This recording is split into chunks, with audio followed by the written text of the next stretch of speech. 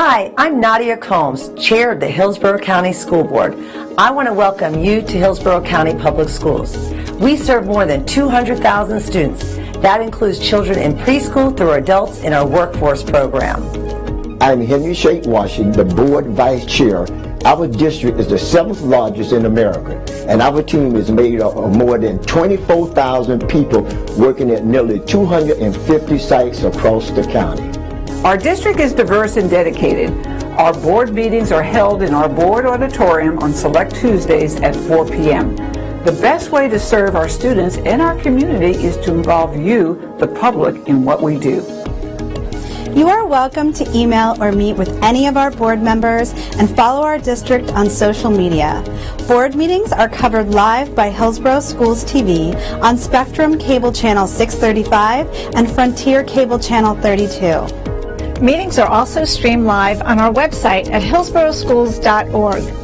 Closed captioning is provided on all broadcasts, and past meetings are available in our online archive.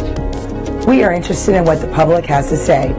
We'll include time for audience comments before we address our business items.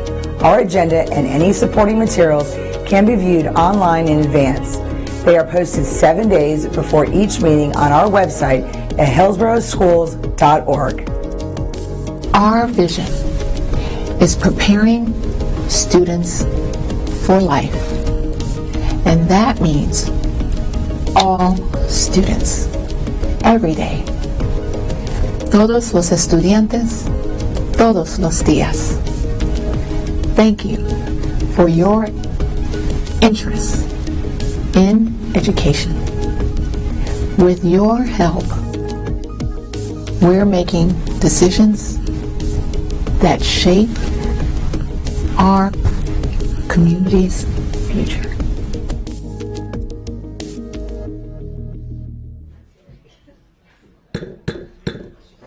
The board meeting of September 19, 2023 is called to order. Member Washington will now lead us in a moment of silence, followed by the Pledge of Allegiance. Thank you, Madam Chair. Please join me in a moment of silence.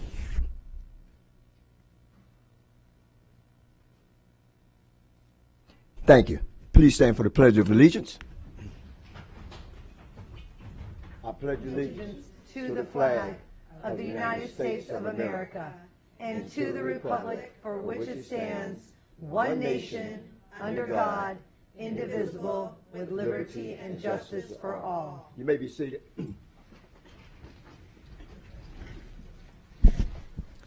Member Washington, will you please acknowledge our student entertainment? Yes, Madam Chair. Are they in? They're not in. Are they coming in? Well, they should be cut. They should be approaching in 1 minute. Here they come. Here they come. Okay, good. All right. So I would like to thank the Steinbrenner Orchestra along with Principal Mrs. Ewell. Where's Miss Ewell? By the way, I want everybody to know Miss Ewell used to be one of the best students in my class. I taught her driver's ed. She was a great driver's ed student. And music director Andre Zarwitz. All right, good. These wonderful students entertained us prior to the start of our board meeting. At this time, would you please come up and introduce yourself to the audience? Yes, ma'am, you can. Yes, ma'am. First of all, I'd like to thank the board so much for your support of music education over the last few years, and I hope that that continues. Thank you so much. My name is Andrea Zarwitz, and I'm the director of orchestras at Steinbrenner. Very proud to be there. All right. And these are my wonderful kids. All right, good. I'm Aiden Diefendorfer, and I'm in 10th grade. Colin LeBlanc, 12th grade. I'm Ekinado Wese Mudia Frias, and I'm in 12th grade. Caden Schuster in 10th grade. Moritz Arnold in 11th grade. James Gaddis in 12th grade. Andy Wu in 10th grade. Elijah Lane, 10th grade. Evan McCormick, 10th grade. Connor O'Brien, 12th grade. Ella Lawrence, 12th grade. Zoe Rivera, 12th grade. Alexandra Cooks, 12th grade. Cadence Rao, 11th grade. Tea Gaj, 12th grade. Leo Wan, 9th grade. Leonomi Tanis, 12th grade. Madeline Ng, 12th grade. Olivia Larrington, 9th grade. Essie Mudia, 9th grade. Maya Sweeney, 12th grade. Thank you. Thank you so much.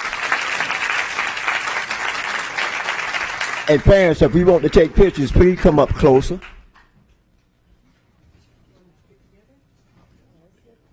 Yeah, we can.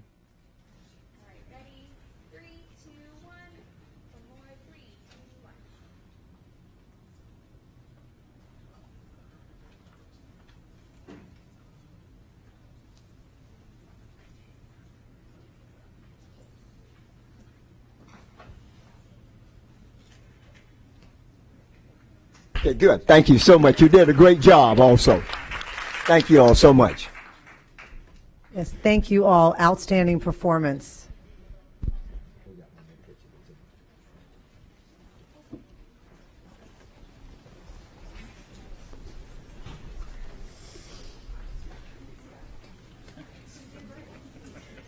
Great job. Good job.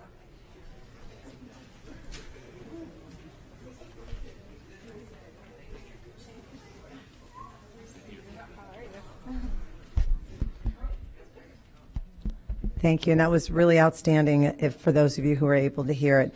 We have no withdrawn items today. I need a motion, a second to adopt the agenda. I have a motion by Member Gray. I have a second by Member Washington. Any discussion?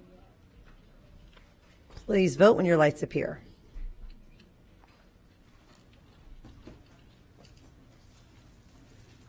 And it passes unanimously. Let the record reflect that all board members are present. We have one set of minutes to be approved today, August 15, 2023, School Board Workshop. I need a motion and a second to approve the minutes. I have a motion by Member Vaughn. I have a second by Member Washington. Any discussion? If not, please vote when your lights appear. And it passes unanimously. Board members, I'd like to go over the format of today's meeting. As a reminder, we're a nonpartisan board who believe all children can be empowered to learn to succeed, and our decisions will be made with that understanding. To pave the way for efficient and effective agenda statements and or questions, board members will have 5 minutes to speak with 30 seconds for final thoughts. Afterward, the superintendent can respond. If you have further questions, you're asked to get back into the queue. Member Washington will now go over the board guidelines. Thank you, Madam Chair. As we begin this afternoon meeting, let me quickly review the format of our school board meetings. Please silence all electronic devices. There are speakers in the room behind me that allow board members to hear the meeting upon stepping away from the dais. This meeting can be viewed with closed caption on live webcast on cable TV, on video monitors here in the auditorium. It also can be viewed with closed caption in the online video archives. Thank you, Member Washington. We have one item scheduled for time certain, and that's 6 o'clock employee input. We will now move to public comment. The board welcomes comments from citizens and values your input to the board. In order to provide the most comprehensive response to your comments, our staff will follow up with you and will keep our board informed about the responses. Our school board respects the public right to speak to the board, and we appreciate you taking the time to be here. However, it is requested when you address the board, comments are not directed personally against a board member or staff member, but rather directed at the issues. Any behavior intended to interrupt the orderly conduct of this meeting will not be allowed. Our civility policy is in place. When addressing the board, please state your name and speak clearly into the microphone. This afternoon, each speaker will have 3 minutes. Reminder that your 3 minutes start when you begin speaking. When there are 30 seconds left, you'll see a yellow light on the lectern. A red light and a chime will indicate when your time is up. I will now call up the first 5 speakers. If they can please line up.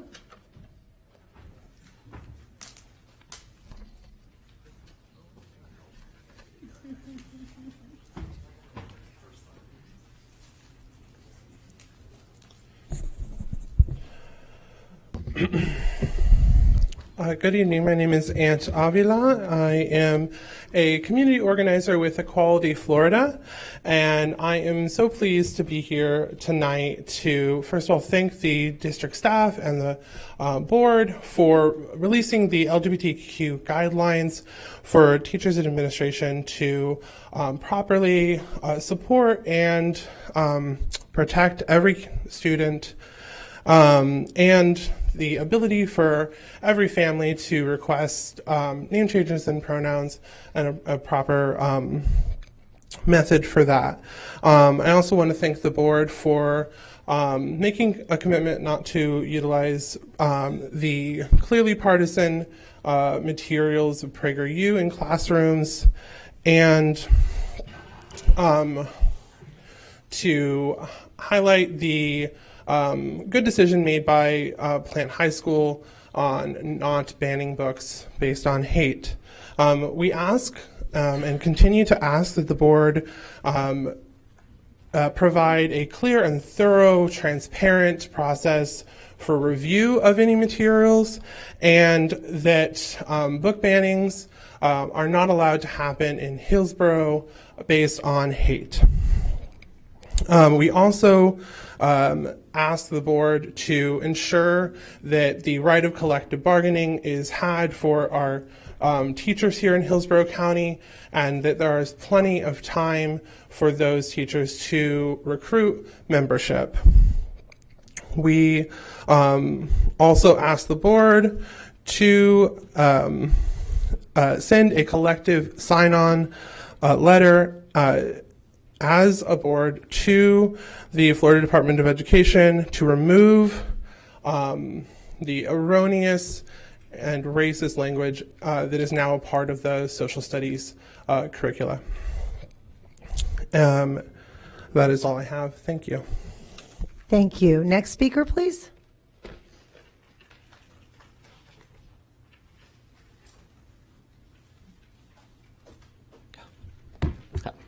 Hi, my name is Matthew Johnson. I'm the father of 2 students in the district and the husband of a teacher also in the district. I'm here first to just quickly co-sign the things Ann said, but primarily to talk about my son. So he is the most artistic, one of, if not the smartest, and above all, the kindest kid in his class. I say that not just to brag about him, but I am, but really just to make the point that he's the type of kid that should make it really easy to be a teacher in this district. But he also happens to be transgendered.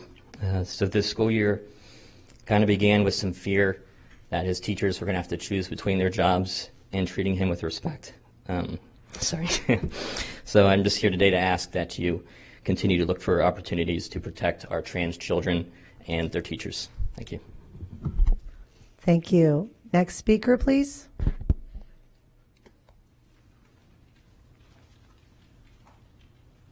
Good afternoon. Thank you for the opportunity to speak today. I'd also like to thank the board for their guidance for teachers and the administration on LGBTQ students and their support. Every student should have the freedom to be themselves at school, and that extends to the libraries. The libraries should reflect and respect the diverse students population that this school system serves. So I just wanted to remind you folks, if you haven't seen it, that I know you haven't gotten real guidance from the state yet on libraries, but the state has repeatedly said that Don't Say Gay does not apply to the libraries in the school system. Just last month, our Attorney General, Ashley Moody, stated in a brief asking to dismiss a lawsuit that the Don't Say Gay bill does not apply to libraries. It's completely different to have a school library than it is to have instructional curriculum. She also said in a previous lawsuit that the requirements of the Don't Say Gay bill do not mean that libraries have to remove all LGBTQ content. It's important to know that just because a book has gay characters, gay couples, gay marriages, does not mean that the content is sexualized any more than having straight couples or straight marriages or straight characters automatically makes a book sexualized. So I'm asking you to please remember, because there will be a lot of book challenges this year, that the libraries are not under guidance that the state has provided on curriculum. However unfortunate that guidance is, it does not apply to the libraries.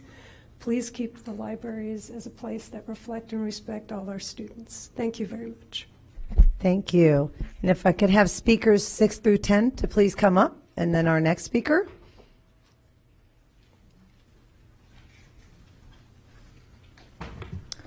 Good afternoon, honorable school board members, Superintendent Ayers, and staff.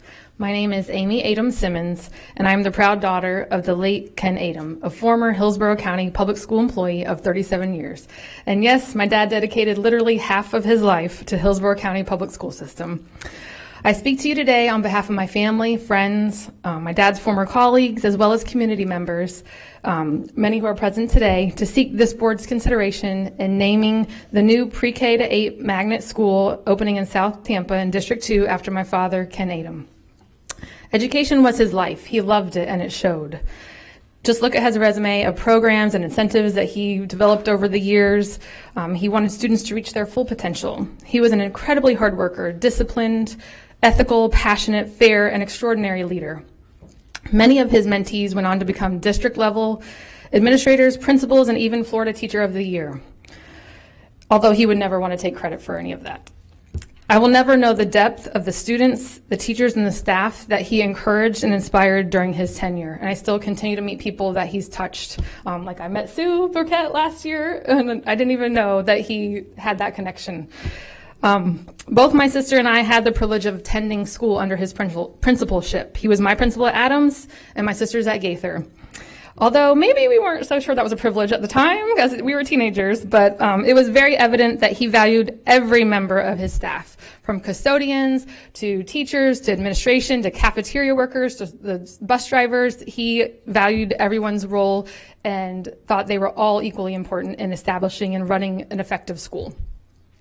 My dad's legacy did not end when he retired from his final appointment as Area 7 Director. Instead, it lives on in his former students, mentees, staff, faculty, as well as the community members where he lived and worked.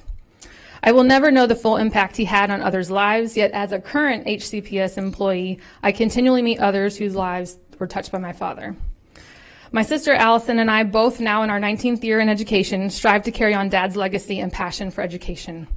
My mom, Linda, was always by my dad's side, whether it was at a football game or an academic event or a concert, including Madison, which is down the street from the new pre-K 8 school. But she was always there with him, and they were serving teachers dinner. At any rate, please strongly consider this new school to be named after my father, Ken Adams. Let his legacy continue and his name bring honor to yet another generation of students and staff. Just as Dad was a devoted family man, let the Adams family, or the Adams family, would be honored to be part of this new magnet school family, devoting our time and continued support. Thank you for your attention. Thank you. Next speaker, please.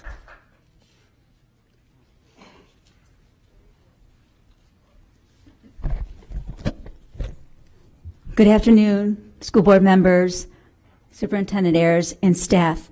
My name is Marie Cloutier, a teacher and a counselor for 42 years, formerly retired from the district in 2016.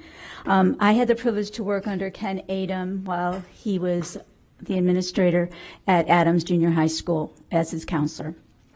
Today, I have the honor to read to you a letter of support for the naming of the new pre-K 8 school from one of Mr. Adams' former students, Serena Nelson, who very much wanted to be here this evening.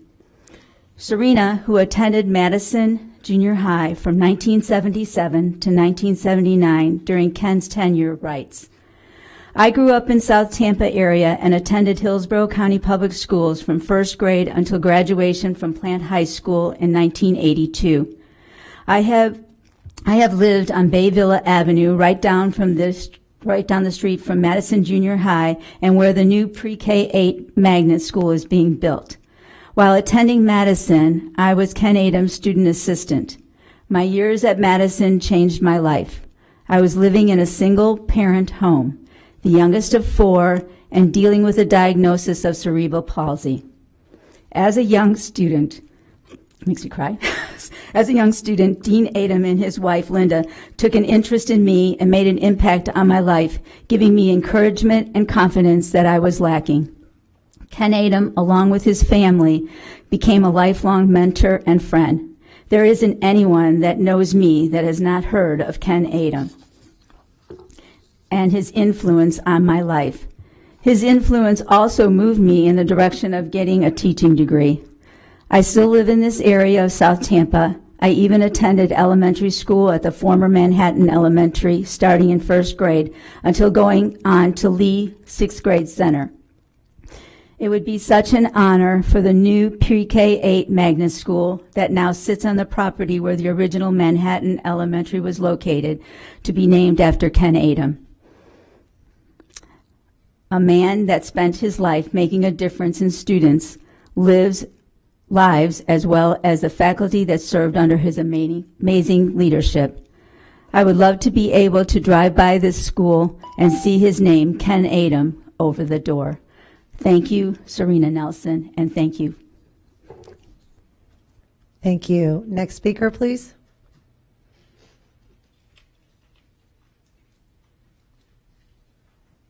Good evening, Madam Chair, School Board Member, Superintendent Ayers.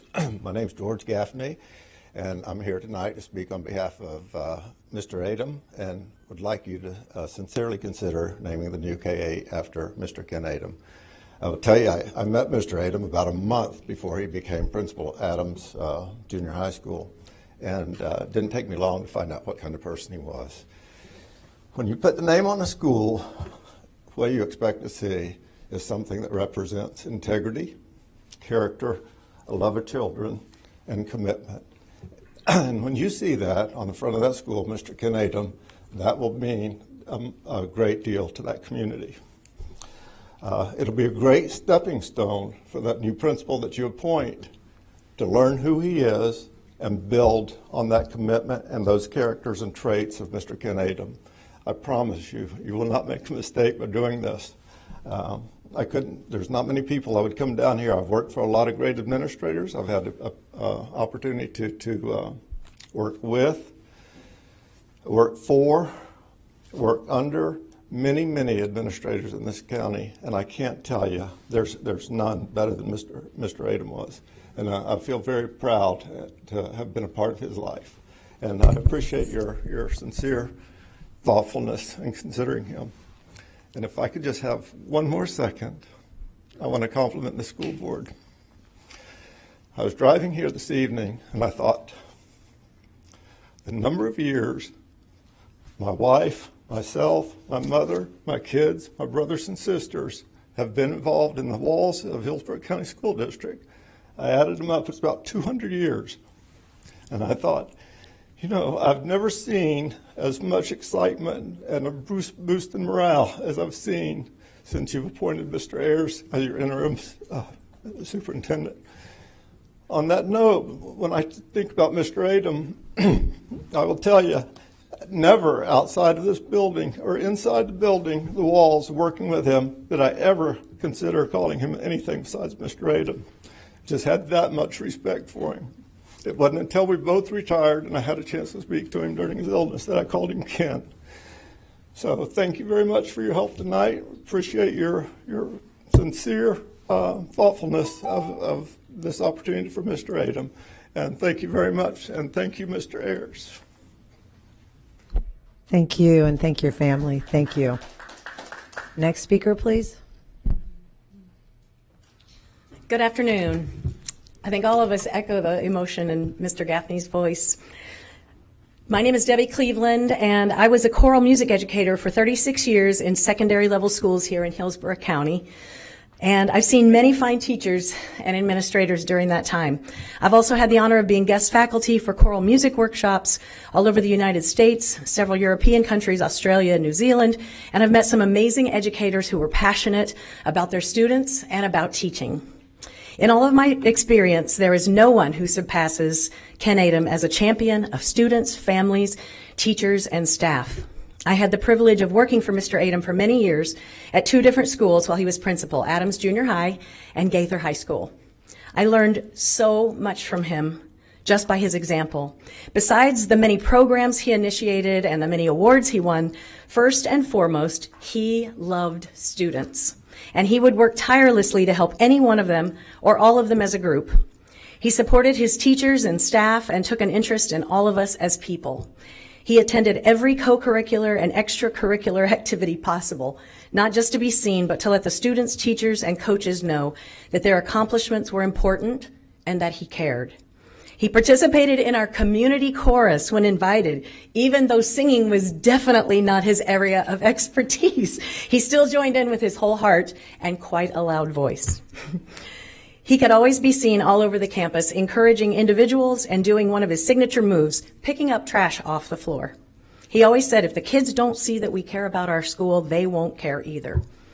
I continued following his example throughout my career, not only picking up trash, but also holding myself to a higher standard overall as an educator. I valued every staff member and I loved students and families better because I knew him. Mr. Adom was also a devoted family man who loved his wife and children and gave students an example of family they so sorely needed. They could just look at him and listen to his heart overflow about his family and know that it is possible to forge loving relationships and create peaceful homes, something many of our students unfortunately cannot even fathom.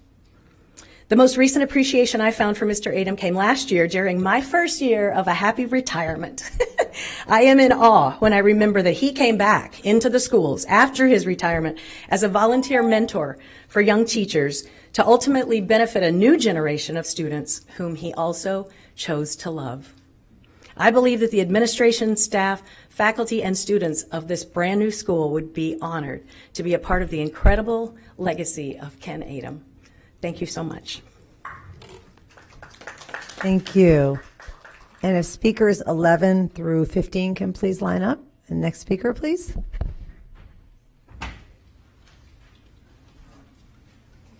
Good afternoon. Thank you for having me here today. My name is Betsy Braden. My kids went to Mabry, Coleman, and Plant. I'm here to thank the school board for supporting the Pride Proclamation at the school board meeting in June. Please continue your support for the LGBTQ community. Currently, they are under attack from the state legislature. Remember their First Amendment rights. Agree to their use of pronouns and names and bathroom choices. Support books that reflect their stories. Support African American history, too. Don't teach the lies that slavery helped the slaves by helping them with work experience. History can be uncomfortable, but it is important to teach the truth so we don't repeat the atrocities. Refuse to use PragerU. This is not a university. It is propaganda put forth by Dennis Prager and his ilk and financed by the Koch brothers. This so-called educational material is anti-climate. It is racist, homophobic, and misogynist. Support the teachers and their union. They are being attacked by the far-right extremists. And please stop the book bans. The book bans come from a small handful of extremists. They want to ban books about minorities. They want to stop free speech and critical thinking. Remember, first they came for the books. Then they came for the people. Thank you. Thank you. Next speaker.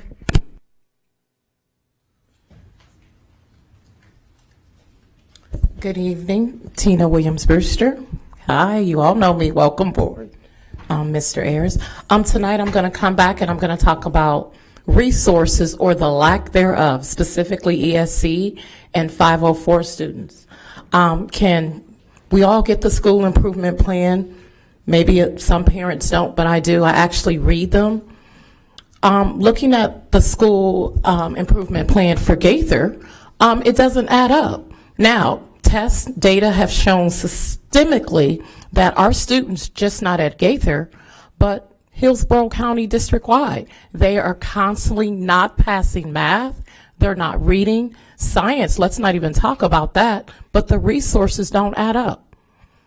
Why?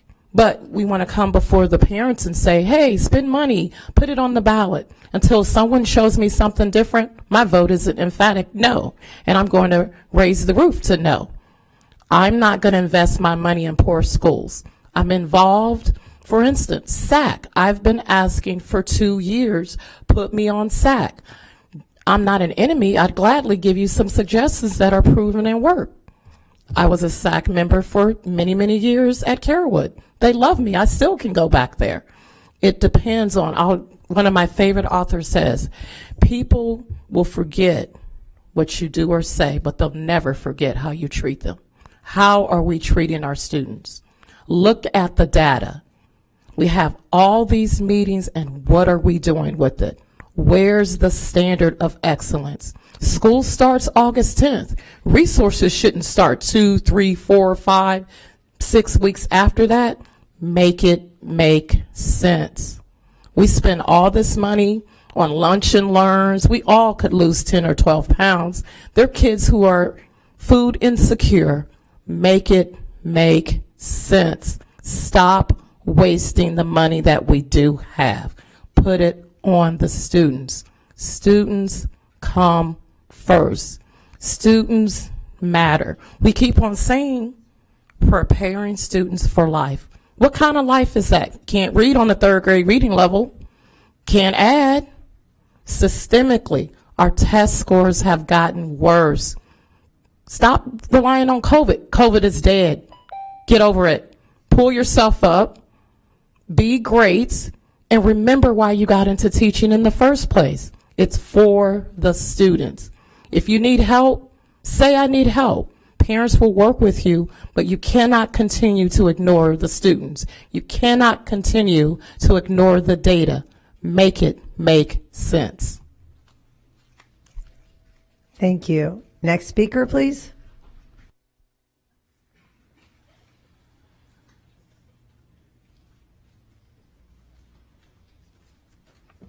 Alan Brewster, good evening to everyone. I still want to talk about the leadership at the high school level. It still needs to be a partnership between the school, the student, and the parent. What is a parent supposed to do if their child has an issue at the school and the leadership is not responding in an effective way? Where are they supposed to go? Who are they supposed to talk to? Who are they supposed to call? Now you go outside the school and call the district, and you get 4 or 5 different people to talk to. And they tell you to talk to this person. Then they tell you to talk to that person. Only wind up to say, oh, you need to go back to the school. So now we're at a stalemate because the leadership is not communicating with the parent, but the student is caught in the middle with the issue that the student needs to be resolved. Tutoring. No one can figure it out at Gaither. Oh, we need to see what the principal says, or if they had the funds to have the tutoring. But yet it's in the student's IEP. It's well past August the 10th, and yet they're still talking about trying to get a tutor. The teacher offered, but I think it was just an appeasement because every time the student goes to get the tutoring, oh, I have to go to a meeting.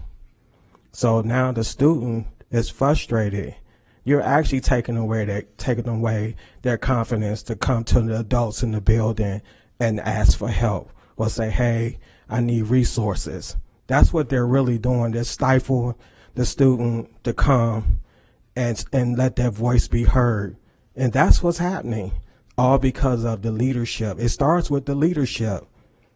It starts with the leadership. And the leadership is not effective, it trickles down. There are other people in the building that's trying to help, but they can't make the decision because they're not the leader of the building. I keep saying this about Gaither. The leadership is ineffective. If you don't believe me, look at the data at the school. Look at it. It's there in black and white. Thank you. Next speaker, please.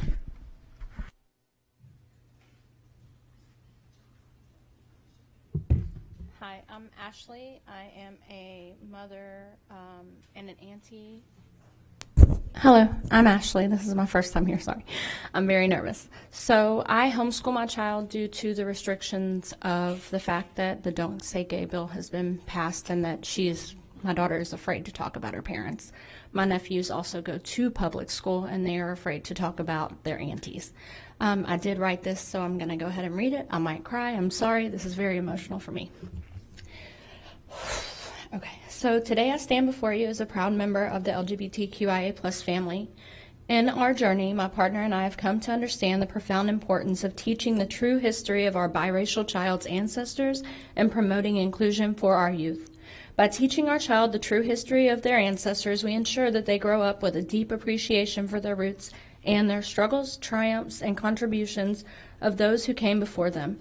We must acknowledge the injustices and discriminations that many LGBTQIA individuals and people of color have been faced with. But our commitment to inclusion extends beyond our own family.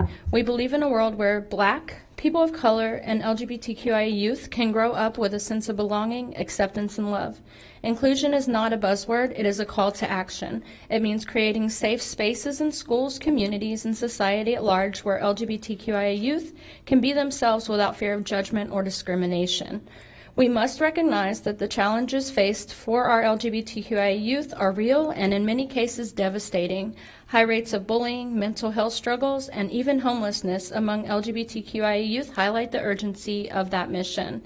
As a society, we must stand together to ensure that every young person, regardless of their sexual orientation or gender identity, can thrive and reach their full potential.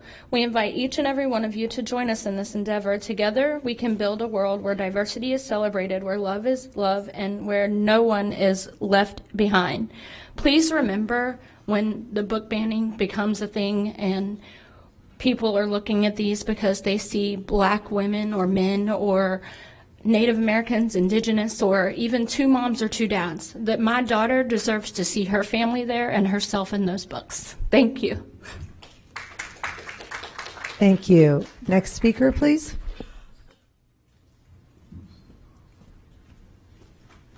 Hey, I'm Beth Johnson, and I came here to speak about the cell phone issue and how I think it relates to some of the other speakers that have come forward. Because I think what has happened with cell phones is that our communities and our children and our schools and our feelings are divided. And so I would encourage you to continue to take a look at that subject. I think some of the tech giants are mostly concerned about making their own money.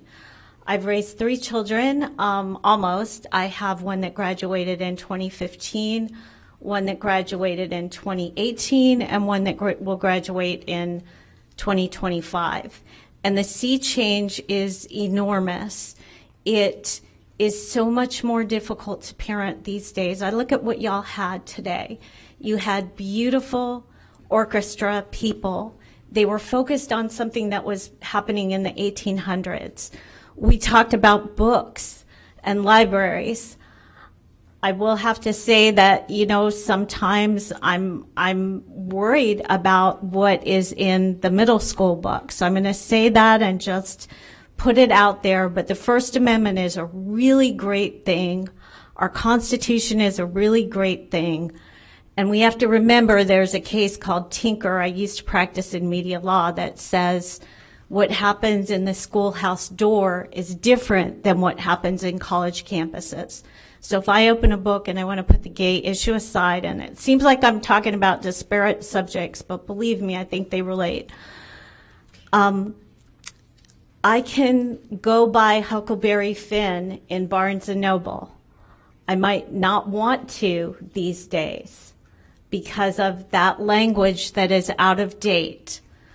I don't want Huckleberry Finn in my school library. But it's not book banning for my school library to say we're not going to have that book there. So I want y'all to be cautious. I want you to look at age issues specifically.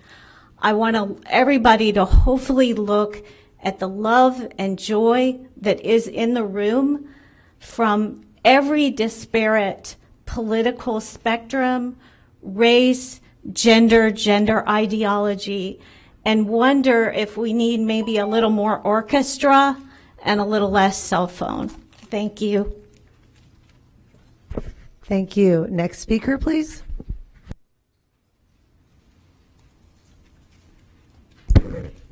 Hi, good evening, members of the board and Mr. Ayers. You can come over here too if you want to hang out with me.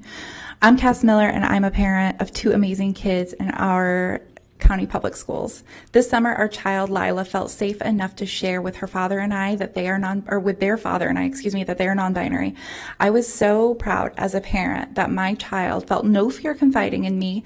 That said, with all the legislative attacks on LGBTQ youths and the community in Florida, their father and I worried that this would mean our brilliant, thoughtful, caring child wouldn't have such a nice experience at school. The data shows that 43% of transgendered youth have been bullied on school property, 29% of transgendered youth, 21% of gay and lesbian youth, and 22% of bisexual youth have attempted suicide. For some students, school is their only safe space. Books in a library are their only representation that they'll see of themselves. Let's keep it that way. With that, I want to thank you so very much for releasing the LGBTQ guidelines for Hillsborough County. We are a public school family, and we are sincerely grateful that educators do not need to grapple with respecting, loving our child at the risk of losing their jobs. Additionally, as a public education advocate, I want to thank the board and Mr. Ayers for their hard work in restoring trust in Hillsborough County Public Schools recently. There's always room for improvement, but I am proud to see all of you on the path of progress, and I'm really grateful. Thank you. Next speaker. I am Nyla, and I am in 5th grade.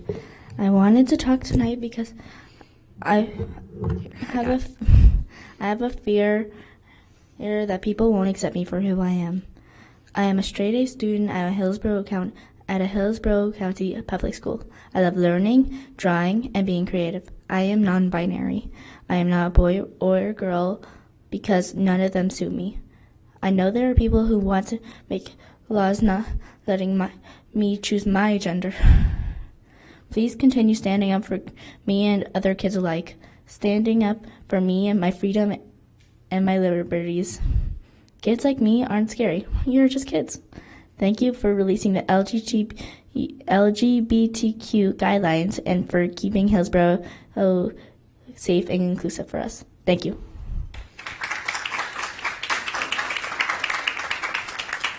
Thank you. Next speaker. Hi, good evening. My name is Stephanie Roberts. I don't have a child in Hillsborough County Schools, but I'm a child of Hillsborough County Schools, and my mother is a retired teacher from Hillsborough County School, the school system. And I'm really only here to support the LGBTQ community. I'm here for more than that, but I want to say thank you for rejecting any of the hate-filled legislation from Tallahassee. I want to ask you to continue to push back, because even though I don't have a child at stake, I feel like all the children that are part of the county, I feel like they were me when I graduated so many years ago. So I want to say thank you. Thank you very much to the Hillsborough County board members. And also to say that diversity, equity, and inclusion is not a bad thing. So no matter how much pushback you get from Tallahassee, again, and no matter how much we see the changes occurring through some of the older universities, the colleges, smaller colleges, please continue to keep students and families and parents, all parents, in mind when it comes to pushback from, let's say, parents of a particular mindset. That doesn't mean all parents feel the same way. And those parents have the right to have their children be respected as well. So thank you for pushing back on the Prager University. Thank you so much. No matter how much pressure you get from Tallahassee, continue to at least thank you for at least a forum where we as a community get to speak. But thank you for pushing back and not accepting that. Thank you for not accepting that. So keep up the hard work. I know it's tough sometimes because, you know, you all are, you're part of the the red tape brigade, but we are grateful that, for instance, that the LGBTQ guidelines for the Hillsborough County has just been released. Thank you so much for all of that. So thank you. If you don't hear it enough, thank you. Thank you very much. Thank you. And our final speaker for today? Oh, good evening to the whole board. Yeah, the traffic and my GPS took me over, so I really appreciate you guys letting me speak. Yes, I want to thank you so much. Okay, my name is Tanya Rubin, and I've been a business owner in Hillsborough County. She knows me. We know each other. Anyway, for 31 years, and also my two daughters went to elementary, middle school, and high school in Hillsborough County. So I'm a firm believer in public school, and hopefully you've heard it enough today, but thank you so much for what you guys did. It gave me chills when I heard when you released the guidelines and you didn't, just go with the narrative that they've been pushing. So I really, really want to thank you for that. One of my daughters is gay and one is not, but of course I want all children, and of course both of my daughters, to be treated the same way. I'm also Jewish, and so it's very scary for the Jewish community to see a lot of Nazis, a lot of anti-Semitism stemming up here in the state of Florida. We have to fight back. So I remember when my daughter was in 8th grade at Walker, I was in charge of getting the speakers from the Holocaust to come and speak to the 8th grade class as part of their history and social studies. And there's not many survivors anymore. And there are 2 women that came were in their 80s. And it was the whole 8th grade in the cafeteria. And you could not hear a pin drop. The stories that they told were just unbelievable. And that's what we have to do, keep telling the stories. Because now people are saying it didn't even happen and just crazy nonsense. So that's why we need to, and then afterwards, a lot of the kids came up and talked to them and we got pictures, and they'll never forget that. So that's why it's still very important to have these speakers and conversations in all areas of the school. And same with African American studies. I mean, we can't just, we can't go back to the way things were many, many years ago. And again, thank you for pushback on PragerU. I really appreciate it. So thank you for your hard work. Thank you. And that concludes our public comment for today. I need a motion and a second to approve the consent agenda. I have a motion by Member Perez. I have a second by Member Gray. Please vote when your lights appear.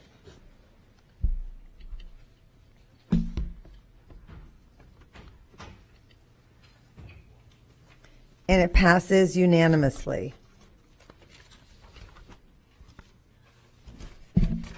The following items will now be heard: C-201, C-706, C-1001, C-1103, C-1105, and C-1106. Superintendent, did you have some administrative appointments prior to that? No. Okay, I just wanted to make sure. Okay, thank you. Okay, we'll start with C-201, which is the 2023-2024 Career and Technical CTE Activities Calendar. Superintendent Ayers will highlight this item.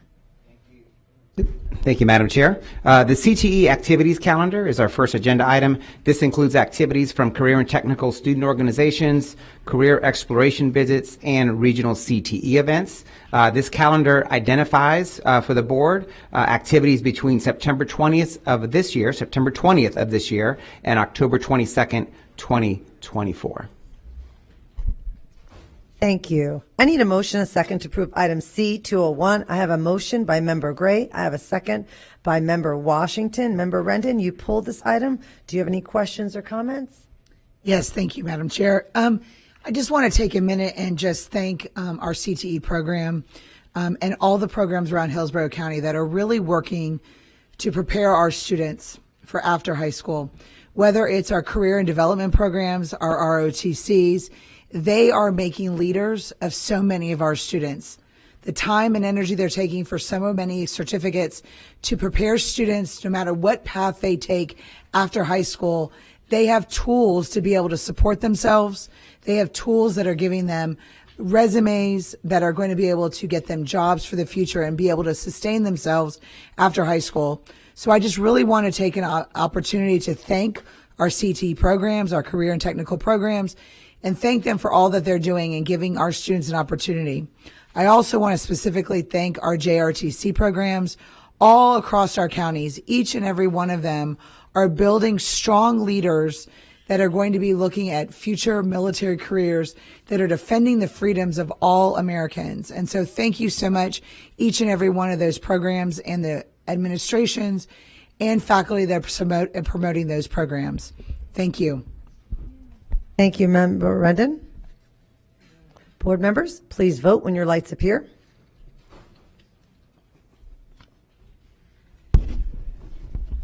And it passes unanimously. 706, Piggyback 23187, PGB IV Capital Improvement Program, Owner's Representative. Superintendent Ayers will highlight this item. Thank you, Madam Chair. Previously, the Operations Division has contracted with project management vendors to assist with simultaneous capital projects. The district is thankful to have the support of the half-cent sales tax referendum. Because of this, projects have increased drastically over the past several years, and the district requires additional project management to support to execute these projects. With 3 retirements planned over the course of the next year, the Operation Division requires consistency with its current and future capital projects. Thank you, Superintendent Ayers. I need a motion and a second to approve item C706. I have a motion by Member Washington. I have a second by Member Perez. Thank you. Member Vaughn, you pulled this item. Do you have any questions or comments? I do, thank you. I actually had some constituents reach out about this in general. So, Mr. Farkas, can you add on a little bit to what Superintendent Ayers highlighted and explain a little more in detail for this $250,000 or $2.5 million, how this will impact our schools, where exactly it's going for, what's the oversight, and if there were any procurement pieces to this? So, yes, ma'am, I'd be happy to. The group currently does work in other school districts and then mainly run the Fort Worth program. So they act as owners' representatives. They report to us. They report to my division. They work under ours to work with both the design professionals and the construction managers to ensure that they follow our rules, follow SREF, and follow out the plans to make sure that they are doing what we've hired them to do and make sure they follow are fiscally responsible, that they do all the things that SREF to kind of move forward, move the project forward. All this is done and reported back up through our leadership in construction. So they are an owner's representative. And even though the price is approval there, it's actually they're paid for by the hour. So we only pay for the hours. It's not an upfront cost depending on what the project. It's charged to the project. So if they work 10 hours on a program at Pride Elementary School, those 10 hours are charged to that project as part of a capital fund only, not part of the general fund. Okay, so we're approving up to $2.5 million. What you're saying is there's a chance, depending on how many hours they actually work, that could be below that. Yes, ma'am. And if anything's close to that or comes to that, then it'll come back to the board for approval for any more spend. And so basically, is it fair to say we're contracting out project managers for these projects? Yes, ma'am. We currently have 5 that work for the school district. We've advertised a bunch. It's hard to find some of those people. So this is a company that's coming in to help support our current internal 5 project managers. And I see there's a 30-day termination clause just in case. But I guess the question is, for this amount of money, like what kind of quality assurance are we making? What kind of audit are we doing on these project managers that we're outsourcing for this price? It's a great question. There's 2 different vehicles that we do that. The first one is through the financials. So they don't have the ability to pay or do anything like that. Everything still comes through our accounting team that are all our internal employees. So any pay application, anything that they approve, still has to be approved by us. So as far as money going out the door and things like that, that has already have the same accountability that's in place for our project managers. For their actual performance, they'll report up through Lauren Otero, who's heading up our construction, to make sure that they meet the guidelines. There's due dates that are there when their GMPs come to the board, when we do closeout documents, all those kind of things. They're all part of that. So Ms. Otero will help me in making sure that they follow those guidelines and provide that. This is the 3rd company we've had come to do this service, Ms. Vaughn. We have a very high expectation. Our internal people are pretty good at what they do. The other 2 companies have not met up to where we feel comfortable. So this is a trial for them. If they meet the expectations, which we hope and think they will, then they'll continue on with us. And if they don't, then that 30-day out will be used. Thank you. And with the previous companies, was there a close financial impact? Because I didn't see anything for the years previous. No, we only went through less than 1 year with one company and 1 full year with the other company. So it never got to that. It was a per hour bill with just 1 person for each one of those companies. So no, it never got close to that. And this is for a 1-year contract, or was this multi-year? It's for the amount, so depending on how long it takes us to reach that. Will we reach that? And then you'll bring that, once we've reached that amount, you'll bring another pre-approved amount to the board? Yes, ma'am. Okay, and are they located here in Tampa? They are. The company's based out of Texas, but the people who work for us will be based here. They'll have to be in our office and work out of Velasco 5 days a week. Okay. All right, thank you. Thank you, Member Vaughn. Member Perez? Oh, Member Hahn? Thank you. All great questions, similar questions that I asked in our one-on-one as well. You know, I'm not comfortable when we have these big multi-year contracts, but I know Mr. Farkas, over the last couple of years that I've been on the board, as he mentioned, there have been other companies that we've done this with, and he does not hesitate for a second to cut them loose when they don't live up to the expectation. So I know that there are high expectations around this, and you know, I know that we do have multiple people within our district who do this work, but it's people can make so much more money in the private sector doing this work. That's why it's so hard for us to hire and keep people. And you know, we'll lose people to the private sector, and so it's challenging, especially in construction right now. There's so much construction happening, so even in our district. So I just wanted to make those comments that, you know, having that conversation made me more comfortable with this, and knowing that as this renews, if it goes over that 2.5, it comes back to the board. So, thank you. Thank you, Member Hahn. Member Perez? Yes. With these companies, I know that we have lost some time and you know, projection of getting projects completed because the schematics for the buildings have changed, and they're pulling old you know, plans for our schools, and it ends up that the project is put on hold. Okay. How are we on the front end fixing that so that on the back end we're not losing money? Sure, and it's a good question. We haven't lost money, but we have lost time. Yeah. As-built drawings is kind of the reference of what is currently in place. Some of our older schools, either because of the way it was captured historically or the fact that it just wasn't up-to-date drawings, part of what we do is we pay pre-construction fees to both our design professionals and the construction managers. So sometimes we need to make sure we get it right. So if we don't have accurate, up-to-date drawings as built, we make them go in and do a forensic study of what's currently there, so we're not replacing something that doesn't need to be replaced or vice versa. So we haven't lost money, but we have lost time. We do pay for that part of it too, because we feel like it's really important that they do the work up front, so we're replacing what we need to. Ducts are a perfect example of that. We think of air conditioning and what goes through there. Sometimes they need to be replaced, sometimes they don't. They could be cleaned, sometimes they're up to date and there. So it's part of what we ask our design professionals and our construction managers to do. We'll continue to, that'll be part of the contracts that they come to you every single time to make sure we do the right work. It's a good question. Perfect. Thank you. Thank you, board members. Board members, please vote when your lights appear.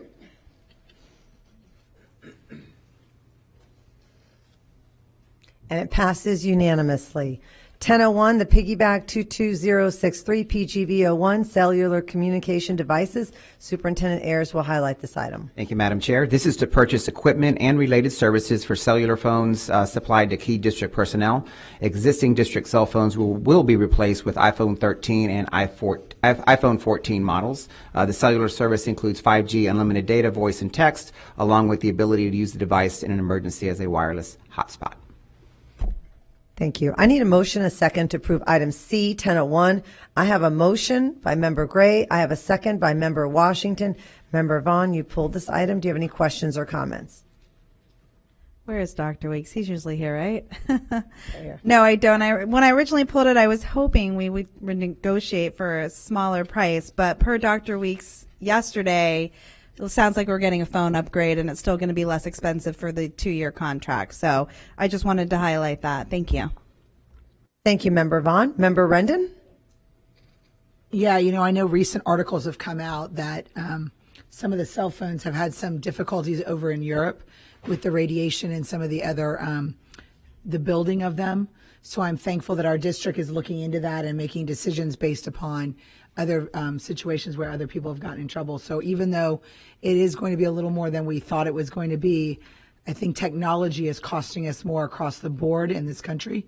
But I'm glad that we're looking at the safety of our teachers and our administration and all of our staff as we're looking at this new contract. So thank you. Thank you, Member Rendon. Member Gray?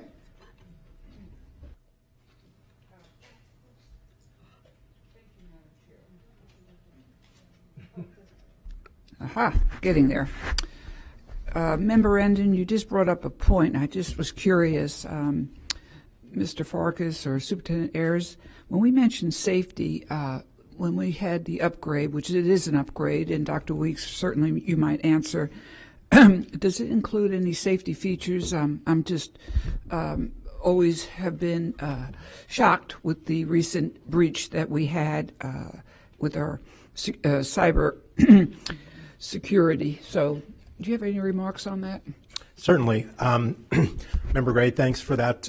Yes, we are cognizant of all of the changes that all of the newer devices bring in terms of increased and enhanced security when it comes to protecting our data.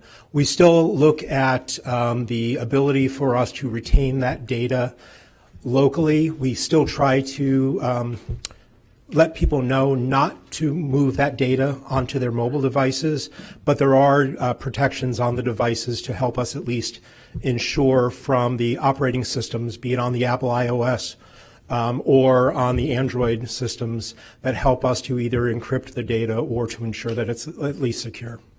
So in your in your review as a professional with this type of agenda item, then you're saying that this is a safer contract, or it does afford more safety? Well, nothing is foolproof, correct, but yes, as we get into the newer technologies, all of the software and hardware vendors really look at the overall digital safety of data, and they've been increasing their overall security with every generation of their software and hardware. So I can say truly that as we upgrade our devices, we are looking more and more to enhance safety.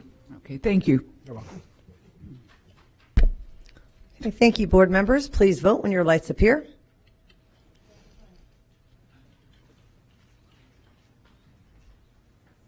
And it passes unanimously.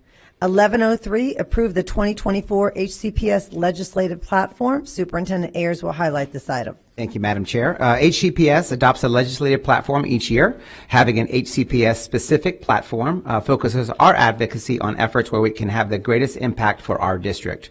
The platform summarizes our position on priority issues, funding requests, and policy. Legislative platform items will be assigned to our contracted lobbyists to provide a clear outline of expected results, which demonstrate a return on the district's investment. And Kristen Davis is here, as we'll have a discussion on our platform. Thank you. Okay, thank you, Mr. Ayers and Board. I thought I'd jump in and just share two quick items with you. I thought it would be important to highlight the process of this platform as well as next steps. And Mr. Ayers shared some of that. But in terms of the process, I want to thank this board for their input and their dedication to this over the last 6 months. We started this, I'd say, probably right after the legislative session ended, so in April. So over the summer, I know many of you have been working with your constituents. We've worked with our contracted lobbyists and to put together some pretty good proposals that you see before you. There are 10 items. We came together with, I say, 12 solid items. You ranked them. We have the rankings to be able to focus on our priorities when we have to play offense and defense this session. We were able to kind of work through with the 12 to bring them to 10, and those are the ones that are before you. So next steps, we will put together a one-pager that does not have draft on it and that aligns with the 4 pillars of the strategic plan. Get you copies of those so when you go out to meetings, you can take those with you, you can share them. And also, as Mr. Ayers shared, to assign these to our contracted lobbyists to begin working on these tomorrow morning. So that is probably a quick update. Thank you, Ms. Davis. Thank you for that, and thank you for everything that you do. I need a motion and a second to approve item C 1103. I have a motion by Member Gray. I have a second by Member Vaughn. Member Gray, Member Vaughn, and myself, we all pull this item, and I'll start with you, whoever. Member Gray, you'll start. First, I want to thank our government relations. I know you have a new title, but Kristen Davis, you've done a wonderful, comprehensive job and have been each year, building on those relationships with both our state representatives, local delegation, and our senators. I want to also express gratitude to the Shoemaker, our lobbyists, Shoemaker Associates, and Gray Robinson. This is the age when, I think maybe even 4 or 5 years ago, we didn't have interconnectivity as much with the senators and the representatives. We were handed down certain measures and then we acted on them. Now we have a complete staff working through every bit of the new Florida statutes. Every board member here is highly trained now to really look closely at the new, and I'll just say the word again, Florida statutes. And it's so critical that our curriculum, everything is involved in terms of legislation. And we all have to be, we'll be in Tallahassee in the second week of November. But Kristen, you have marveled all of us with the engagement. Quite frankly, the relationship building in every one of these board members they do such a wonderful job. Just recently with the social media, the cell phone, I was on the phone with Senator Burgess and Senator Collins, and they are going to take our proposed social media policy or the wireless one, and they're going to also help wordsmith. But those are the relationships that we're talking about that actually can be used to assist us in a more powerful way. So I'm just saying that these relationships and the legislation that's coming out, we do have to have that balance where we work together and help them craft what is relevant to teaching and learning and the safety of our students. So that's all I wanted to say. Thank you. Thank you, Member Gray. Member Vaughn? Thank you. Well, first of all, I want to also say thank you to Ms. Davis, who works so hard. I definitely agree that, from the previous engagement that at least I saw publicly from the board, and now the conversations that we have about legislation are so important. I really want to say thank you to any of the legislators who carry any of these bills or actually advocate for them. I think that a lot of people don't understand the relationship between school boards and states and how we are guided by the statutes. Their municipalities are guided by a charter or other documents, but our relationship with the state is so important. And also, I think it helps when they see, us crafting a platform, or when you take us to Tallahassee and we share that, that they can advocate as well. Because again, one of the things that I heard when I went to the state was that they don't feel as if they necessarily get the same engagement that we get at the local level here with people speaking to the issues. So I really hope that through this and through your work and, through our relationship, it also encourages everyone here in the audience or everyone at home who's listening to really engage with their legislators as well and build that relationship with them just like they do and come to school board meetings at the local level so that, everyone who makes laws for the states can hear the same thing that we do. So again, thank you for your hard work. I know it's probably not easy trying to get 7 different board members to agree on a platform, and you do it always so thoroughly and with so much patience and very kindly, and you really work hard. So thank you so much for everything that you do. Thank you, Member Vaughn. Member Rendon? Yes, thank you, Member Gray and Member Vaughn. I want to echo the sentiments to Ms. Davis for everything that she constantly does. Rallying all 7 of us for 10 single items that everyone agrees on is always a chore. But I think, Member Vaughn put it very well. We are guided by statute. And so being an active participant in the process is critically important. And if those of you that are looking at our platform right now can recognize that we are prioritizing our staff, our teachers, our bus drivers, our students, we are prioritizing what is valuable and what is necessary for this district. And so I thank you for working with us to put that together. And then again, helping us collaborate with all of our local officials, all of our officials within the state, letting them know what the priority is for Hillsborough County, and so that they can work with us to be advocates, whether it's allocations, whether it's bills, whether it's statutes that we're going to have to then follow, that our relationship with them and their district's relationship with those government officials are so critical for the success here in this district. And so thank you so much for your tireless and hard work and keeping us always abreast of what's happening in Tallahassee. Also want to take a minute to recognize the fact that this doesn't just happen overnight.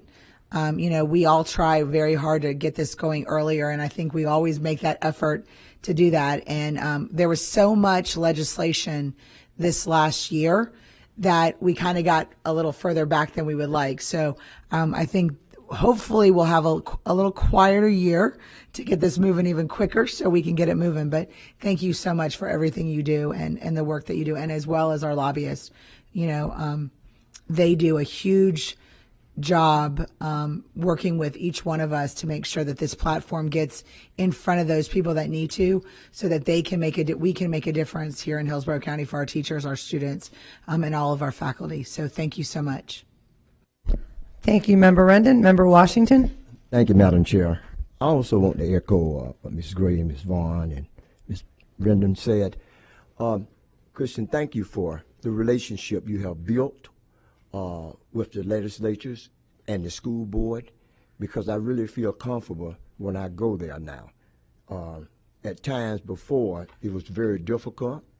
I wasn't a board member, but I had some advice for some people, information that were very difficult to deal with the legislature. And you have made it a great working relationship, and I really appreciate that, because when you build relationships, then you build connections, and you have truly built connection between the board and the legislature. So I just want to give you some kudos. Thank you for your great job you have done.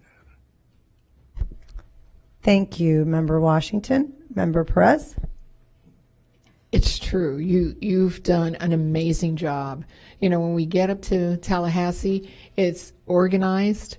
You have our meetings already scheduled, and we have conversations, deliberate conversations with our legislators. And it looks like we're moving the needle forward now up there in Tallahassee. So I just want to say that I appreciate it, especially for the platform with the drum that I've been beating all this time in the mental health arena. I see that, we're receiving funding, here in Hillsborough County. I don't know anywhere else, but I know here in Hillsborough County. But, so I want to thank you for that and all you do and continue to do for us. Thank you, Member Perez. And I also wanted to echo the same sentiments. Even just today, I asked to organize a meeting with a state representative, and you were able to do that. That is a big part of our job, of being able to work across the aisle no matter what, and make sure that our voices are heard and that we do have, a seat at the table. And I think these are really wonderful. But I would be remiss not to say that when I look at the base student allocation of 5% and $260, when we have the highest rate of inflation almost in the United States here, and when you look at a per pupil allocation compared to the rest of the United States, we still have a very long way to go. Looking at 5%, $260. I mean, when you look at almost every agenda item coming through and the increase of funding, I think it was almost 35% more increase to even build a school. Any contract that is coming before us is much higher than a 5% increase. And I think it's important to remind people that we need to make sure that we continue funding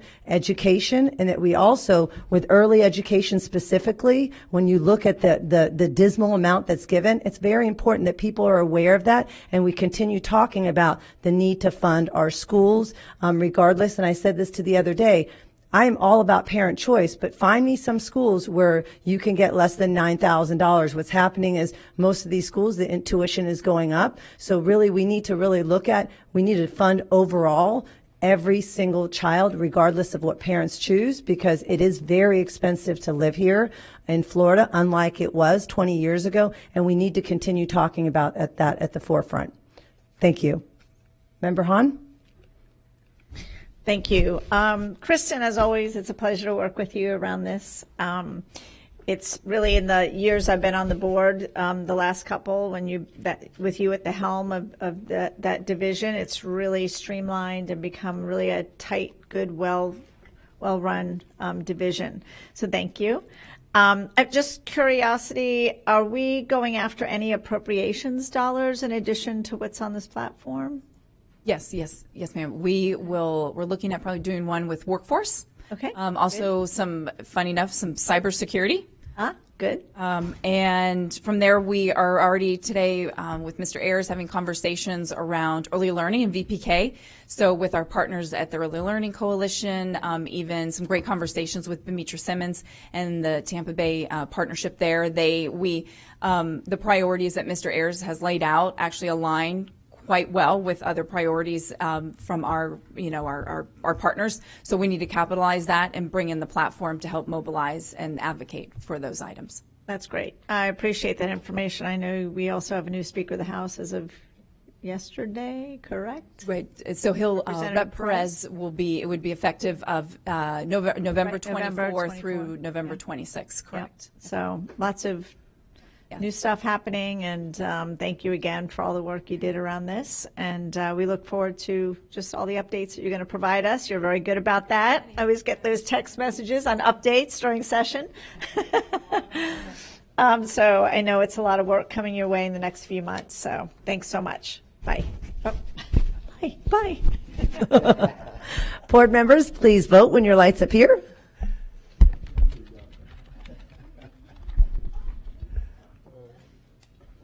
And it passes unanimously. 1105, the settlement offer for government entity claims against Altria. Mr. Jim Porter, School Board Attorney, will highlight this item. Thank you, Madam Chair and board members. This board will recall that several years ago, the board authorized joining in a lawsuit that dealt with vaping against Juul.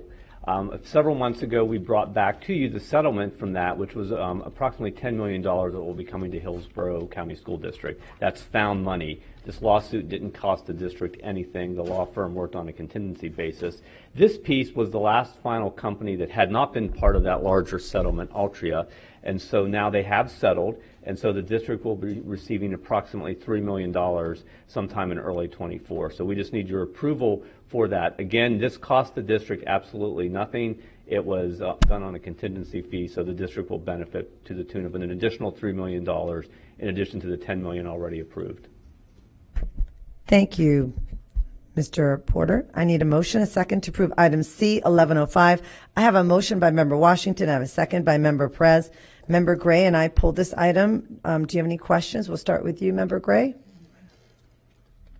No, I don't have any questions. I'm glad that that this move has been made, and thank you, Mr. Porter and Jeff Gibson, because the idea of social media, and that's the next item? Okay. Oh, this is the Juul one? Okay. Well, thank you for that, too. All right. So I have no further comment on that. I'll wait to the next one. Thanks, Madam Chair. Thank you. And I pulled this item just to make people aware of what we'll get and what that will look like. But thank you so much. Board members, please vote when your lights appear.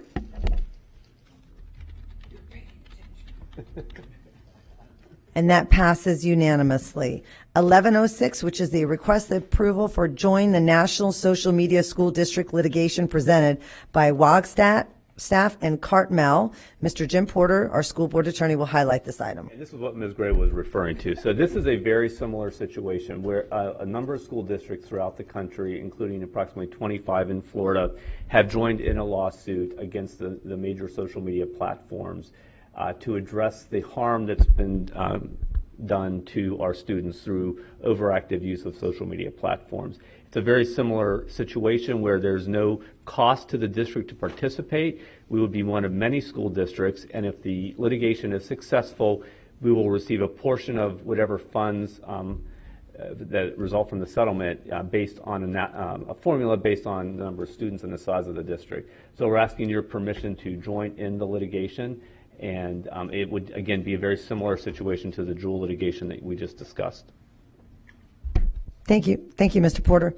I need a motion and a second to approve item C 1106. I have a motion by Member Perez. I have a second by Member Washington. Member Gray and I pulled this. Member Gray? Okay, now it's my turn. I wanted to make the remarks that this is just so critical and how timely, because our board right now is proposing a wireless update, if you will, on social media. The cell phones, if you're a teacher, how do the kids focus? Academically, it is paying a heavy duty price. Social emotionally, with the LGBTQ, I know spoke about bullying. There is so many aspects that students are getting that phone and are now harboring not only pornography sites, they're harboring possible organized fighting off of school grounds. All this is to say, if a student is using that cell phone right before a test, for example, how do they focus? How do they come to school if they're dreading a Facebook post that has probably a little bit more of an attitude against them? Teenagers, and we all were one, they're remarkably emotional.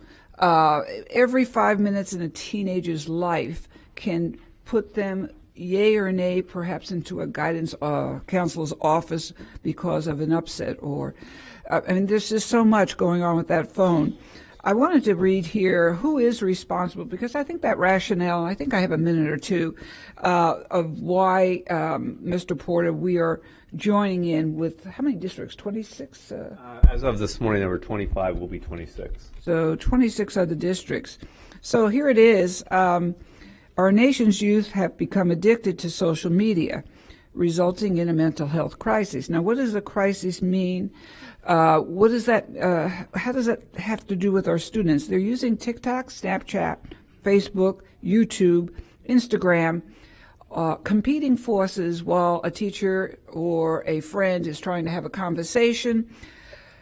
Meanwhile, many of the age verification measures, pardon me, I'm reading from this, insufficient parental controls, endless scrolling, constant notifications, targeted algorithms have been designed to addict teen and adolescent users. These companies are fueled by their own greed and have put profits over the safety of our youth. So, I mean, there's a lot more pages to this, and I know, board members, we all welcome your comments, but it is a very urgent concern for those reasons. And thank you, Madam Chair, and I think that board members will have comments as well. Thank you. Thank you, Member Gray. And I pulled for the same reason, just so that way the community and everybody knows about this. So I appreciate you working on this. I think it's really, really important. Thank you. Board members, okay, please vote when your lights appear.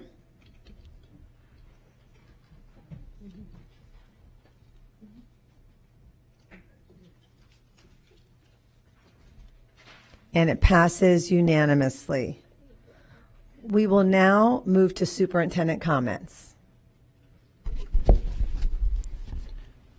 Thank you, Madam Chair.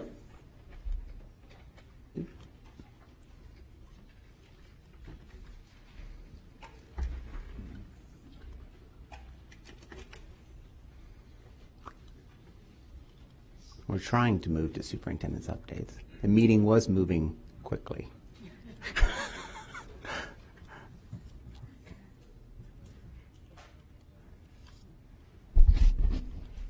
There we go.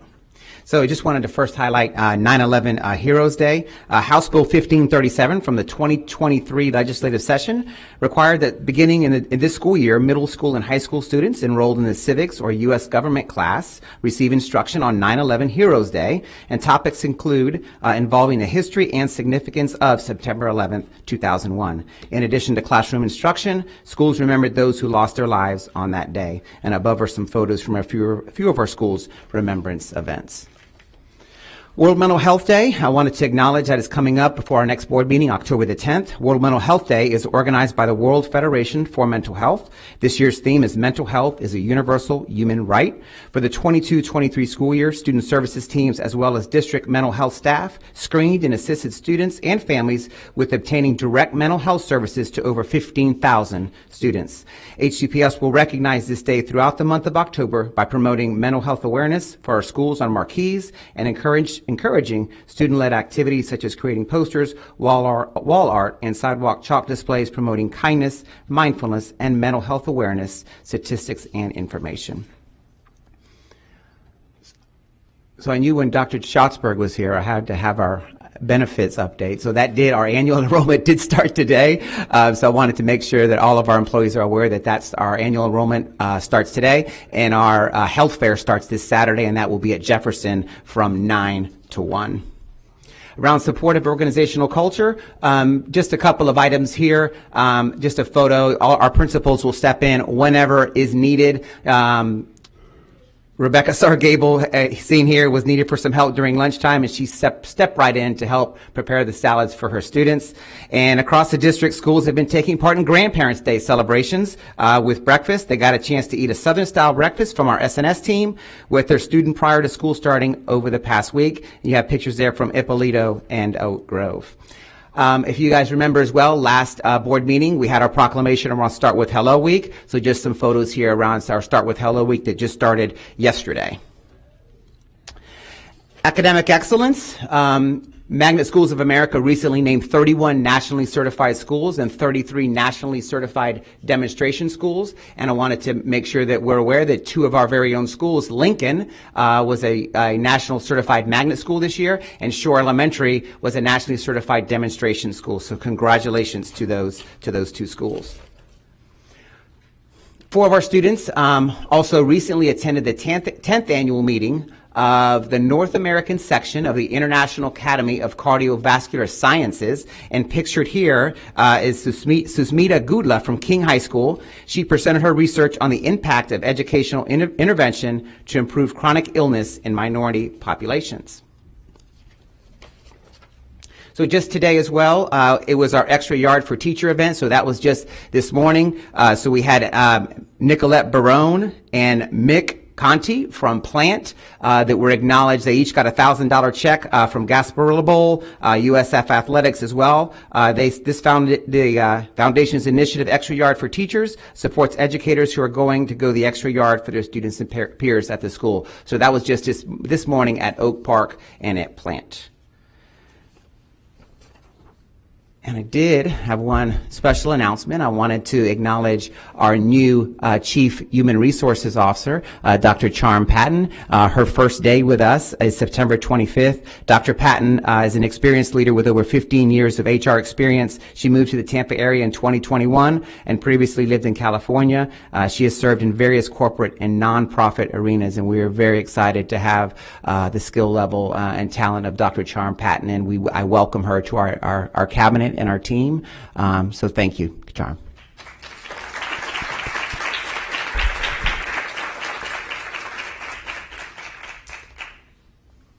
And our entire HR team got your back, literally, right? There they are, all of them. As we continue, we heard some of our public comment today around our new pre-K-8 school, so just some updates on that. We are looking for the community's help in suggesting a name for our new pre-K-8 school coming to South Tampa. Name suggestions are due Friday, October the 6th, so that just wanted to make sure that everyone is aware of that. Suspended agenda update. We do have one update on suspended agenda around the Just Task Force. So Chief Owen Young, please. Thank you, Superintendent Ayers. It's been a couple weeks since we had an opportunity to share out.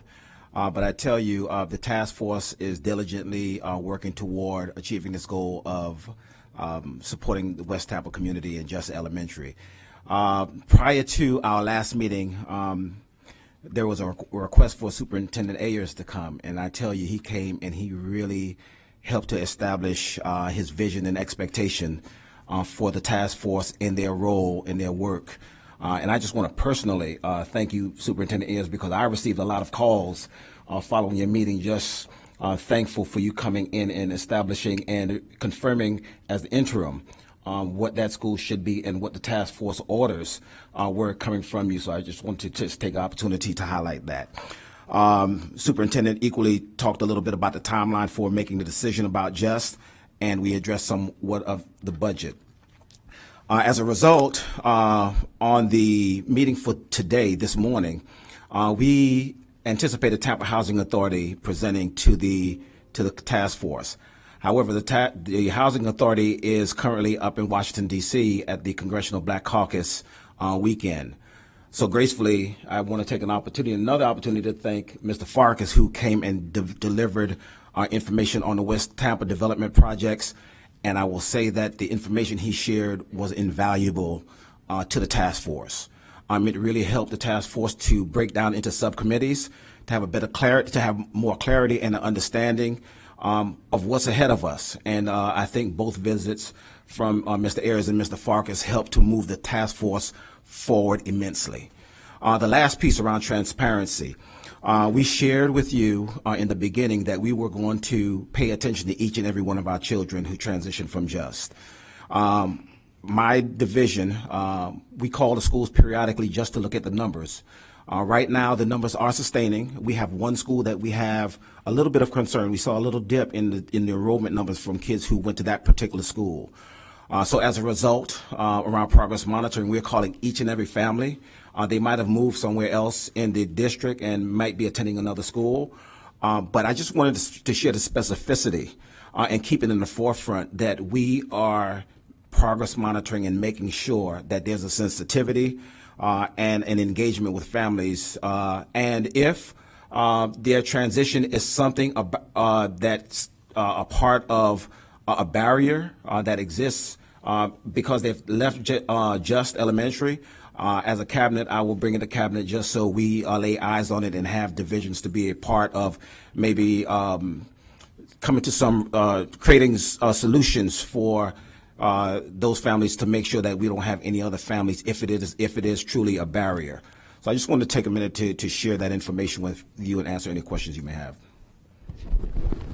Thank you, Jacob. Yes. Thank you. Member Vaughn?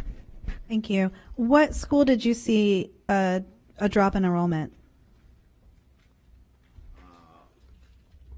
Right now it's Lockhart Elementary. Lockhart. Okay, thank you. And I think it's approximately 7 to 8 children.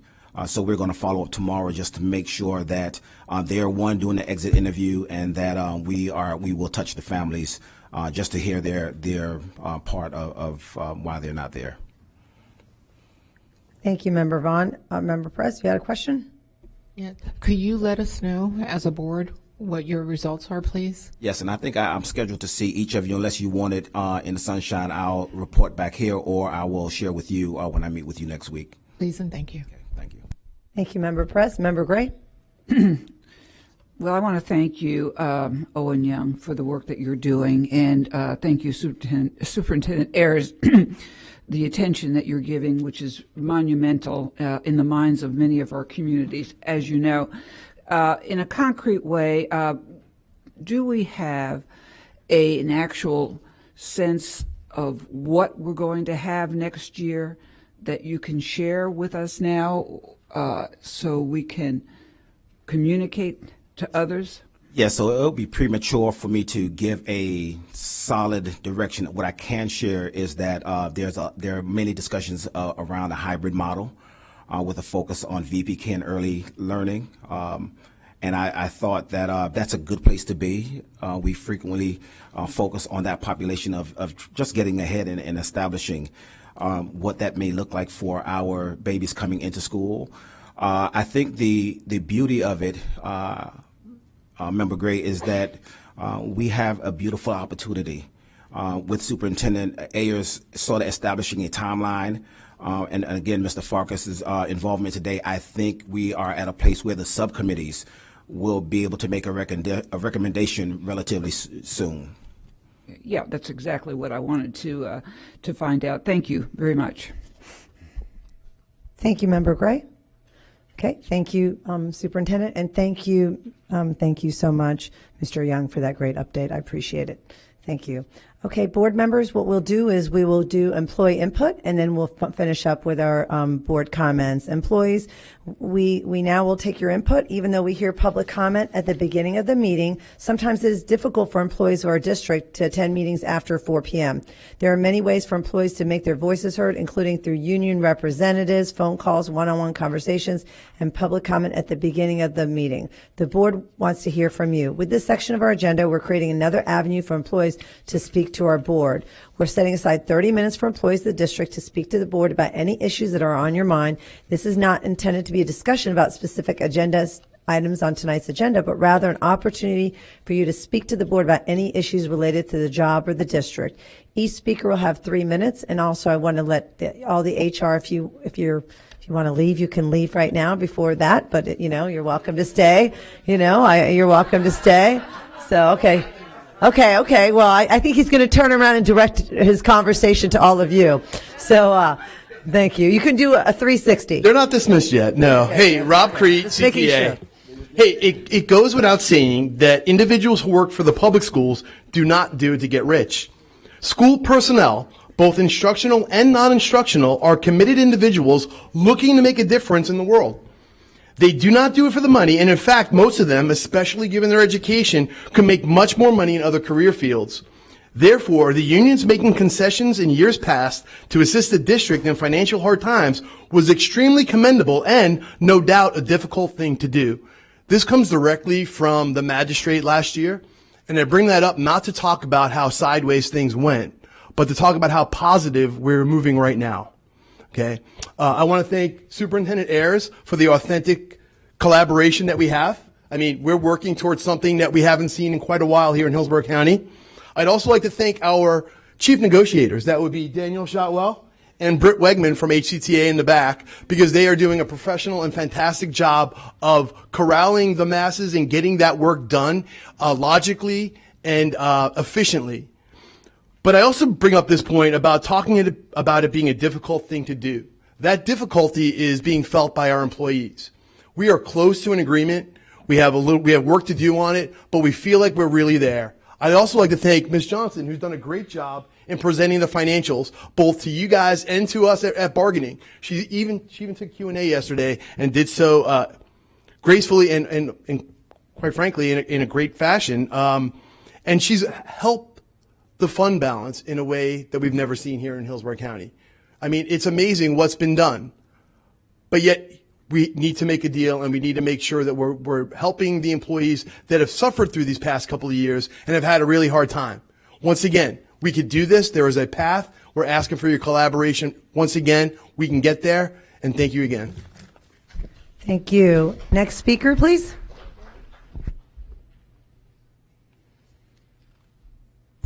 Good evening, Kim Henriquez, Lowry Elementary Kindergarten. Just wanted to give you an update. We gained a unit in kindergarten, so I'm very excited. But here's, as one of my students likes to do the cartoon character, she goes wah wah wah when she gets in trouble, which isn't very often. We got to hire 2 people, but only 1 picked us. So while I'm grateful that we have now I have 23, we're sitting at 23 and 24. If you put 18 in your head, 19, 20, 21, 22, 23, we're still sitting high. Okay. So I'm wearing my red shirt for It's Kindness Day for Say Hello Week. Isn't that terrible? I don't have a kindness shirt. But I thought, hey, I'm going to wear this because it's red. We love our public school teachers. And wouldn't it be kind if we settle our contract and get a raise so that we can attract teachers? I am actually out there recruiting aides that would be great teachers. Our host person, she's phenomenal. I'm like, you need to get your certification. So I'm trying to find some good teachers because I'm leaving in 4 years. I've got my drop papers. I'm very excited. But that being said, it would be nice to have the raise and set the standards so that we get people coming back into the fold. And also, I want to up my Joy FM pledge, so I would like to have a raise so I can do that. Okay. Because that, I'm telling you, that is what that and my devotion that I do every morning and my prayers that I say every night are getting me through having 23 kindergartners, because we're still STAR testing. I found out today at the faculty meeting from the MTSS RTI meeting that we have now, because of everything that happened in Tallahassee over the last session. Now we have to start testing kindergartners again for AR math so that we have data points. I'm like, are you kidding me? This is just ridiculous. So it is also National Register to Vote Day, so please talk to your family members and your friends and tell them to register, because we have to change Tallahassee. We have to get people in there that appreciate and support public education. So that's all I'm going to say. Thank you. Thank you. And our final speaker? Oh no, she's got to hear about Alonzo. Let's go. Got to hear.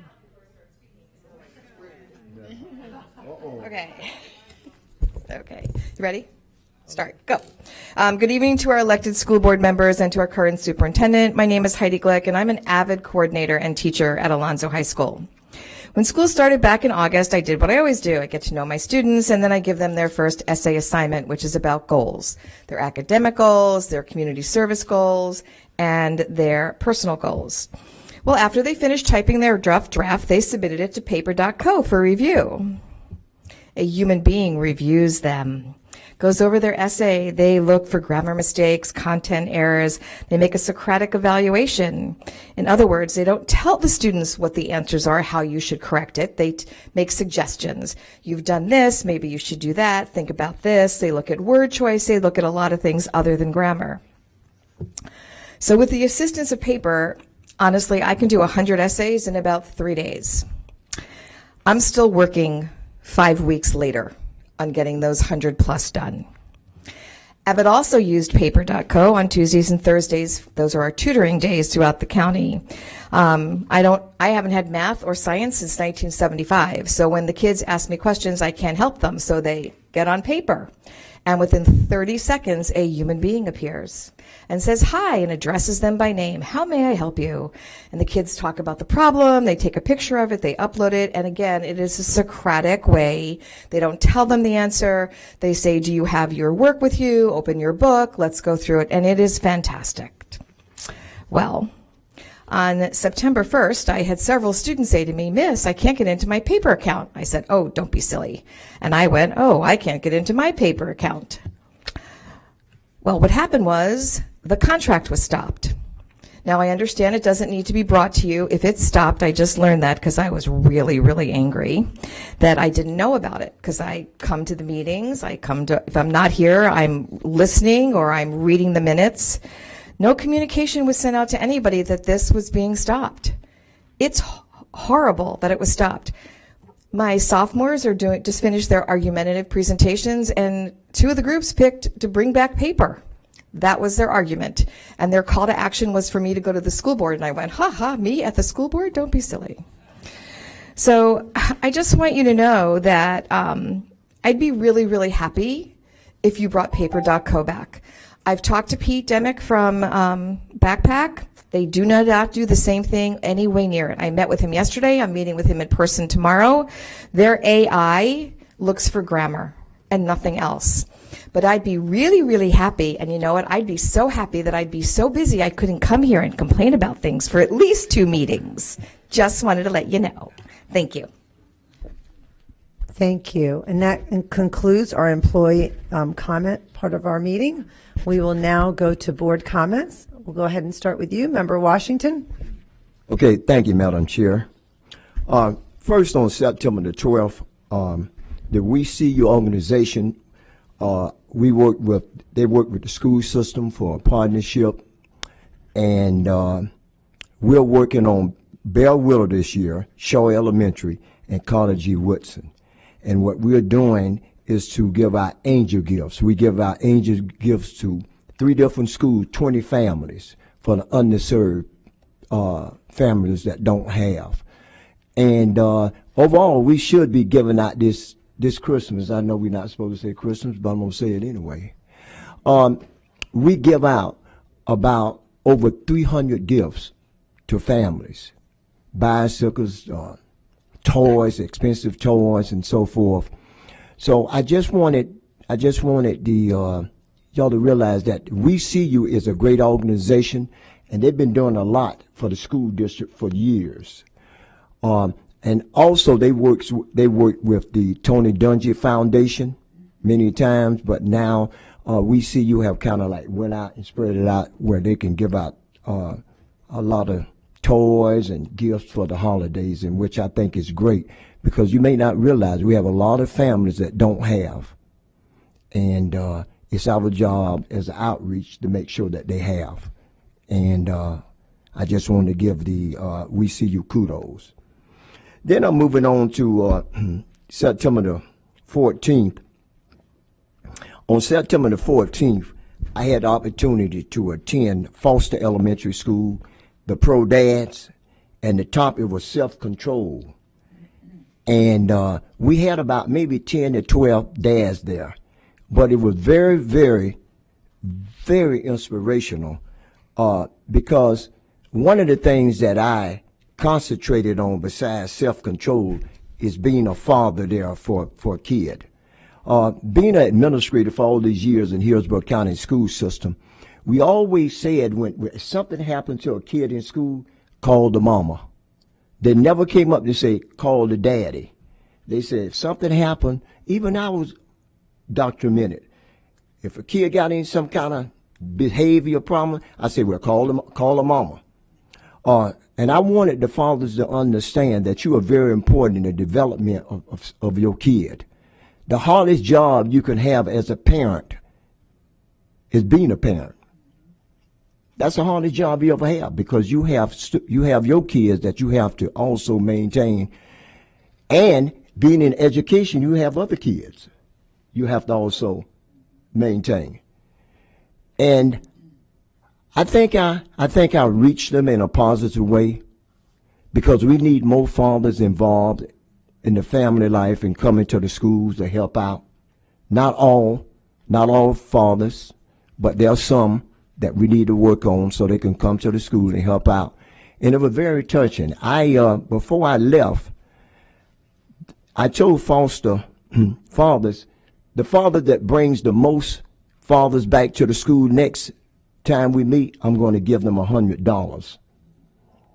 I think that should be inspiration for them to bring some of the fathers to school and come and participate and help out and do the things it takes. I am most proud because I am a father. I'm very proud to be a father. And I think we reached some of them. They were very motivated. I think I had a good feeling when I left. So that was one of the great moments I've had this year, to talk to the dads about being a father and being disciplined and having self-control. That night was a different story. That night I had the opportunity to go to one of the oldest football games in Hillsborough County, Blake and Milton. And many of you may not know about Blake and Milton. They were two predominant black high schools that played football and against each other, as well as basketball, at Phillips Field. Phillips Field was a school that the University of Tampa used. So we got beat, Mr. Young, 48-14. So they beat us pretty good. But anyway, it was a great game. And then I had my last second here. I'm running quick. I had a chance to go to the retirement reception for Angela Fullwood for her 35 years of service in Hillsborough County. And that's all I have. It was really great being there. Thank you. Oh, no. I had to cut a leg. I had to do some dancing a little bit. Thank you there, Mr. Porter. Thank you, Member Washington. Member Gray? Well, I was going to say, let's start out by showing that video, but I might get in trouble for that one. And Member Washington, thank you for that heartfelt reminder of the importance of our dads, fathers, to be so involved with the child's life, their children. Superintendent Ayers, this is a little bit off the subject. And Pablo, if you could just cut my time for a second, because I wanted to see if we can give a few sentences about what is going on from this point on with the cyber security breach. I've had different types of calls, and what I've been saying is we're having an investigation, and I'll let you know as soon as those findings come. Is there anything else that? Absolutely. So we're currently still working with our law enforcement officials and cybersecurity experts on the investigation. Good news is we're about 99% system restoration with our systems. We hope to have that investigation finalized in the next few weeks. So that's my statement. Oh, well, thank you. Are there any employee records or anything like that that are in some type of danger? Yeah, so that's all part of that forensic audit that's happening right now with Surefire and SentinelOne. So that's our current process right now that we're undergoing, and we should have that answer in the next few weeks. Okay, thank you. All right, then I'll start on my comments. Not yet, Pablo. I'll tell you when to do the Montessori. Yeah.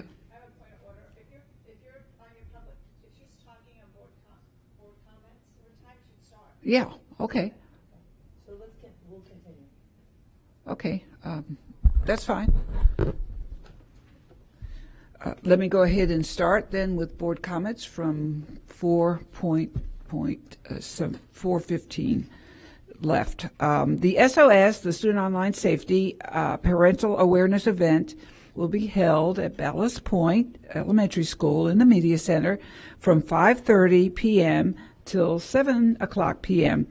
I just want to thank our our PTA at Ballast Point, the wonderful principal, Beth, and I'm trying to get the last name, sorry, but I'll get that later on, Beth Hastings, our wonderful, dedicated Hillsborough County Public Schools staff, Melissa Magato and countless others, our Hillsborough County Sheriff Office, and the No More Foundation. All will be a part of sharing and showing the information about the cell phone usage, the strategies, and what the parents can do to make their child's safer as far as the cell phone usage and other social media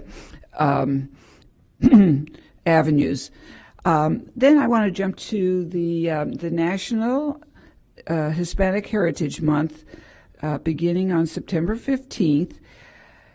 And it's just it's a big reckoning. All of our school sites will begin this. I want to thank our principals, our staff, our teachers are working hard already to make all kinds of celebratory events, honoring the contributions of the ancestors from Spain, Mexico, the Caribbean, and Central and South America.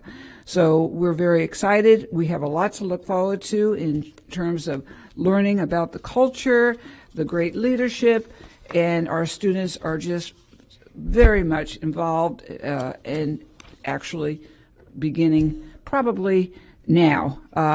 So at any rate, the next item, and this is where I have a few photos, the Estrick Elementary School, Pablo. So I'm not an expert on Montessori, but I am a teacher of many years. And I have to say that the amount of teaching, which begins at 3 years old to 5, it's just amazing. The kids at 3 are learning multiplications, the basics of reading.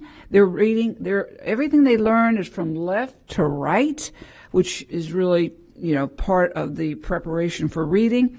They really are involved in the environment, and they practice such goodwill, heartfelt actions towards each other. And there's so much more that I can say, but the proper thing to do right now is to really thank Principal Beverly Smith, the AP Clarissa Sissel, and the lead Montessori staff member, Kimberly Fowler. And the teachers are just great. Now, what you're seeing on there right now are a lot of the work that shows the caring for others and the environment. Is there any other, Pablo, did I put any other slides there? Oh, I think that's the multiplication. And then there are the most important ingredient of the teachers, which is, that's the the leader of Montessori and the AP. And one more slide. Yeah, there's your teacher, one of the many, but they actually they're taking graduate courses so they can learn Montessori backwards and forwards, but they have continuing education. And so the dedication of these teachers is very, very much to be revered. So at any rate, the last thing, and I know the board members were there, Member Vaughn and Member Perez, myself, Member Rendon at the PBIS with Frank Diaz, opening up that wonderful support system. PBIS is no doubt probably one of the most influential ways to prevent acts of discipline problems. But at any rate, thank you, Frank Diaz, and my time is up. Thank you. Thank you, Member Gray. Member Vaughn? Thank you. I've got a lot to cover, so I'm going to try to go fast. Pablo, do you have those slides? So speaking of what Member Gray was talking about, here are some photos of the opening of the PBIS room at Liberty. It was a really great event. We had so much engagement. Representative Driscoll was there, Representative Valdez. There was someone who represented Representative Laurel Lee. A lot of the school board members were there. And I just want to say thank you to the Brinks Foundation who helped make sure this room happened, the Tampa Foundation, PAR Inc., and of course, the PTA and Principal Diaz. He is a relentless champion for anything that he needs at Liberty. It was a hot day, but it was great. And as you can see, there were the student ambassadors there to show us the room, and they were the best part of the experience. So cute. Just so excited about the room. So thank you for that. And then later on that day, I actually went to Childs Elementary, and we had a clap out for the secretary there, the beloved secretary, Miss Susie. And if you can see, some people had her face printed on signs. They had giant streamers. She walked around. There were 2 previous principals there. She has been such an amazing anchor and asset to that school. There was not a dry eye anywhere to be found. So I just want to say thank you to her. It was an honor to be there, to see so much love. We're not losing her in the district. She's going to Nature's Classroom, but Childs Elementary just won't be the same without her. She was there as the most engaged parent volunteer from the day it opened. She quickly transitioned to secretary, and she's been an asset to that school for 20 years. And I always had an amazing experience with her. So I just want to say, we love you and we're going to miss you. So those were 2 great things that I got to experience, last week. I also want to say thank you for the Grandparents' Day, however that started.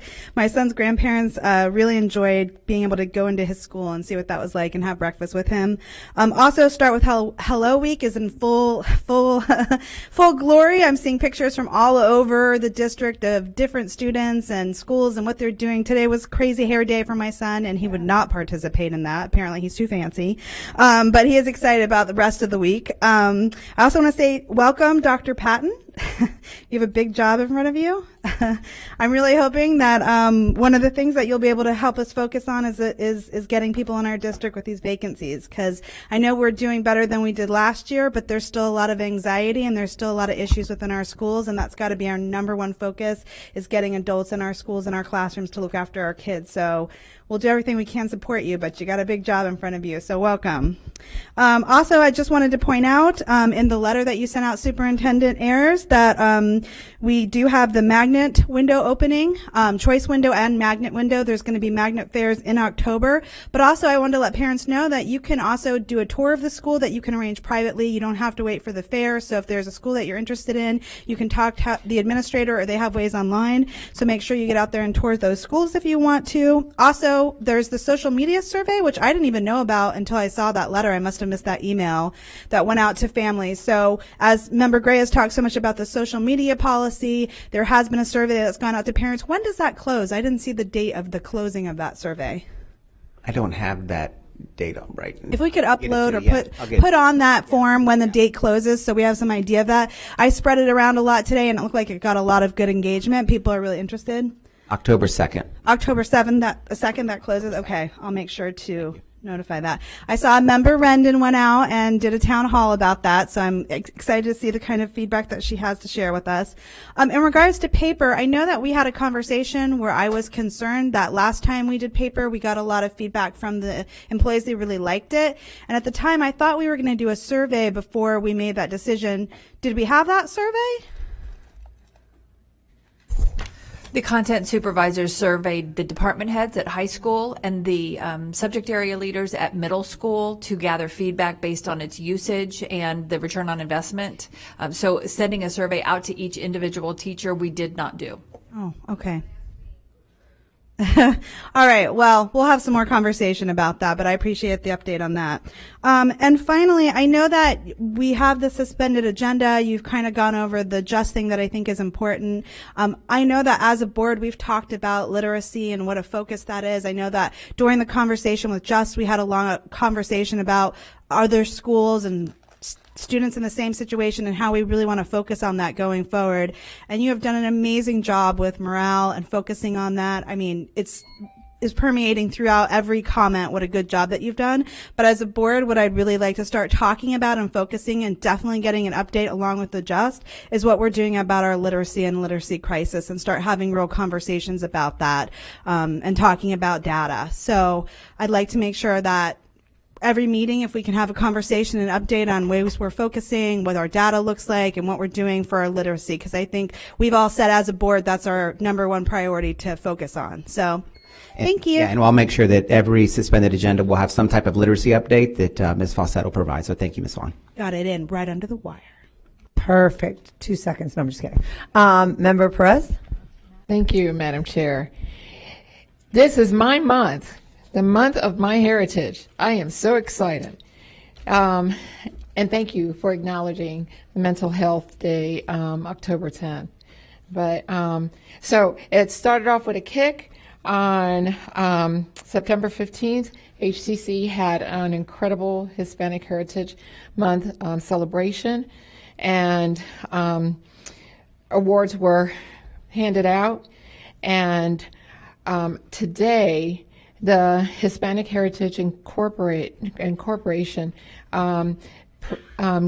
gave Dr. Dustin Crane, I hope I'm saying his name right, Crine, the award for community partnership as the director at Mort Elementary. So I want to congratulate him and for the work that he does just at Mort, but also in supporting the Hispanic students there. What's going on is that we're just celebrating. It's awesome, and I wanted also to talk about board members. We have a partnership with Nuestra America, and the partnership, Pablo, can you? With Hillsborough County Schools, we're partnering with Nuestra America to create a cultural display at Jefferson High School. I'm so excited about this. Through the display, we will develop social and cultural programs that preserve the exhibit and various cultures to promote the legacy throughout our communities. Our objective is that we're aiming to acquire and restore and preserve historical documents for future generations to learn from and showcase, documents, books, and other memorabilia. The goal is to continue to improve the quality of life in our Hispanic and non-Hispanic communities and promote the multicultural legacy throughout Tampa Bay. I want to thank Chris Farkas, Ben Moore, Roberto Martinez, Brittany Wilhelm, the principal at Jefferson High School, Bernard Cannon, the APA of Jefferson High, and Nuestra America Foundation for our partnership in bringing this to the Hillsborough County Schools, but also Mark Morelos, because he's been working with me, running, doing a lot, and getting this done. But I'm really excited about this project. And hopefully within the next couple of weeks, we will have having a ribbon cutting and a presentation to the community. And also, last but not least, I'm having a Hispanic Expo Sunday, October 1st, and we're some of the district folks and our children will be participating in that. It's going to be at the Cuban Club from 11 to 4, and all are totally invited. I'm going to tell you, there's going to be food trucks, and Saturday I spent my day running behind some food trucks. I'm quiet but not shy, and and there's going to be some great food there. But thank you. Thank you, Member Perez. Member Hahn? Thank you, Member Combs. Karen, or Member Perez, sorry. You're a great representative and champion for our Hispanic community, not just this month, but all year. We're very lucky to have you. So thank you for all you do. I want to first say it was a great week, and one of the highlights was the Hillsborough Education Foundation luncheon. It was certainly an event where we celebrated the power of education. It was very inspiring. I'm also a HEF board member. I'm very proud of that. And I also want to give out a shout out to the current CEO, Kim Joel. Going to really miss Kim. If you haven't heard, she's moving over to the other side of the bridge, and she's going to be at the St. Pete Education Foundation. But I've had the honor, even before I was on the board of HEF and before I was on the board, to work with Kim at HEF, and I will miss seeing her as often as I get to see her. She's always been a real champion of the early childhood literacy fairs. We share the love for early childhood and literacy, so we always had a lot in common and a lot of synergy around that work. But I know that we'll continue to find ways to work together across the bridge around education issues. She has really made her mark on not just education in our community, but really raising the profile of HEF and working very well in collaboration with the district. Long before I was on the board and just working with HEF, I'm working with different leaders through HEF. She was really a game changer. So I will miss her dearly. She's certainly has done a lot to move the needle in this district. So she's a big loss for us and a big win for St. Pete. But I'm sure the interim CEO will do a great job as well. Also, I want to announce a event coming up. It's y'all know I have a personal connection to the military through my family, and I represent MacDill Air Force Base, and many of the military families reside in District 2 as well as Ms. Rendon's district. And typically I do an event at Christmas time. It's a Christmas event, and we welcome the families, and we do a breakfast and a story time, and it's wonderful because it's just exciting. And we have a guest author. You typically choose an author within the military community to read a children's book, and it's just Christmas is a fun time to celebrate. So that event has always been really well received. But the feedback we always get is, we want to do more for families in the beginning of the school year as well, to welcome them to our community. We get thousands of families from across the country and the world, actually, who are stationed in Tampa. And we do a really good job working with the base to welcome families and work with them during their stay here to make their transition to Hillsborough County Public Schools as seamless as possible. So we're going to be hosting a welcome fair. It's a lunch and learn, and it'll be for military families to get all their questions answered and to get connected with people in our district and resources. And it's timely because we're doing it right before the choice window opens. So that way families who are new here have the opportunity to learn about how our choice system works, where they can find support for that system, and all the amazing choices that they have in Hillsborough County Public Schools, because we do offer so much more choice than a lot of these families are used to having, coming from other states or countries. So it's going to be a great fair. It's October 10th. It will be on MacDill Air Force Base, so you have to have military base access to attend, which most of our military and active military families have. It's going to take place on a weekday during lunchtime, because that's when most people don't leave the base during lunchtime. It takes a lot to get off base and on base and all that. So we're going to offer them a grab-and-go lunch during the process, and we will have every area of this district represented. Your email is yet to come, but to our employees. But we want to have as many resources there as possible. So I'm very excited about that. We get to welcome a lot of new families and provide them with the resources so that they choose Hillsborough County Public Schools when they arrive for the next couple of years that they're here. They'll stay in our schools. So that's it for me. I really, just appreciate everybody's comments this evening. Thank you. Thank you, Member Hahn, and thank you for talking about Kim Joel and everything she's done for HEF. I mean, that was an amazing luncheon. She's done so many amazing things.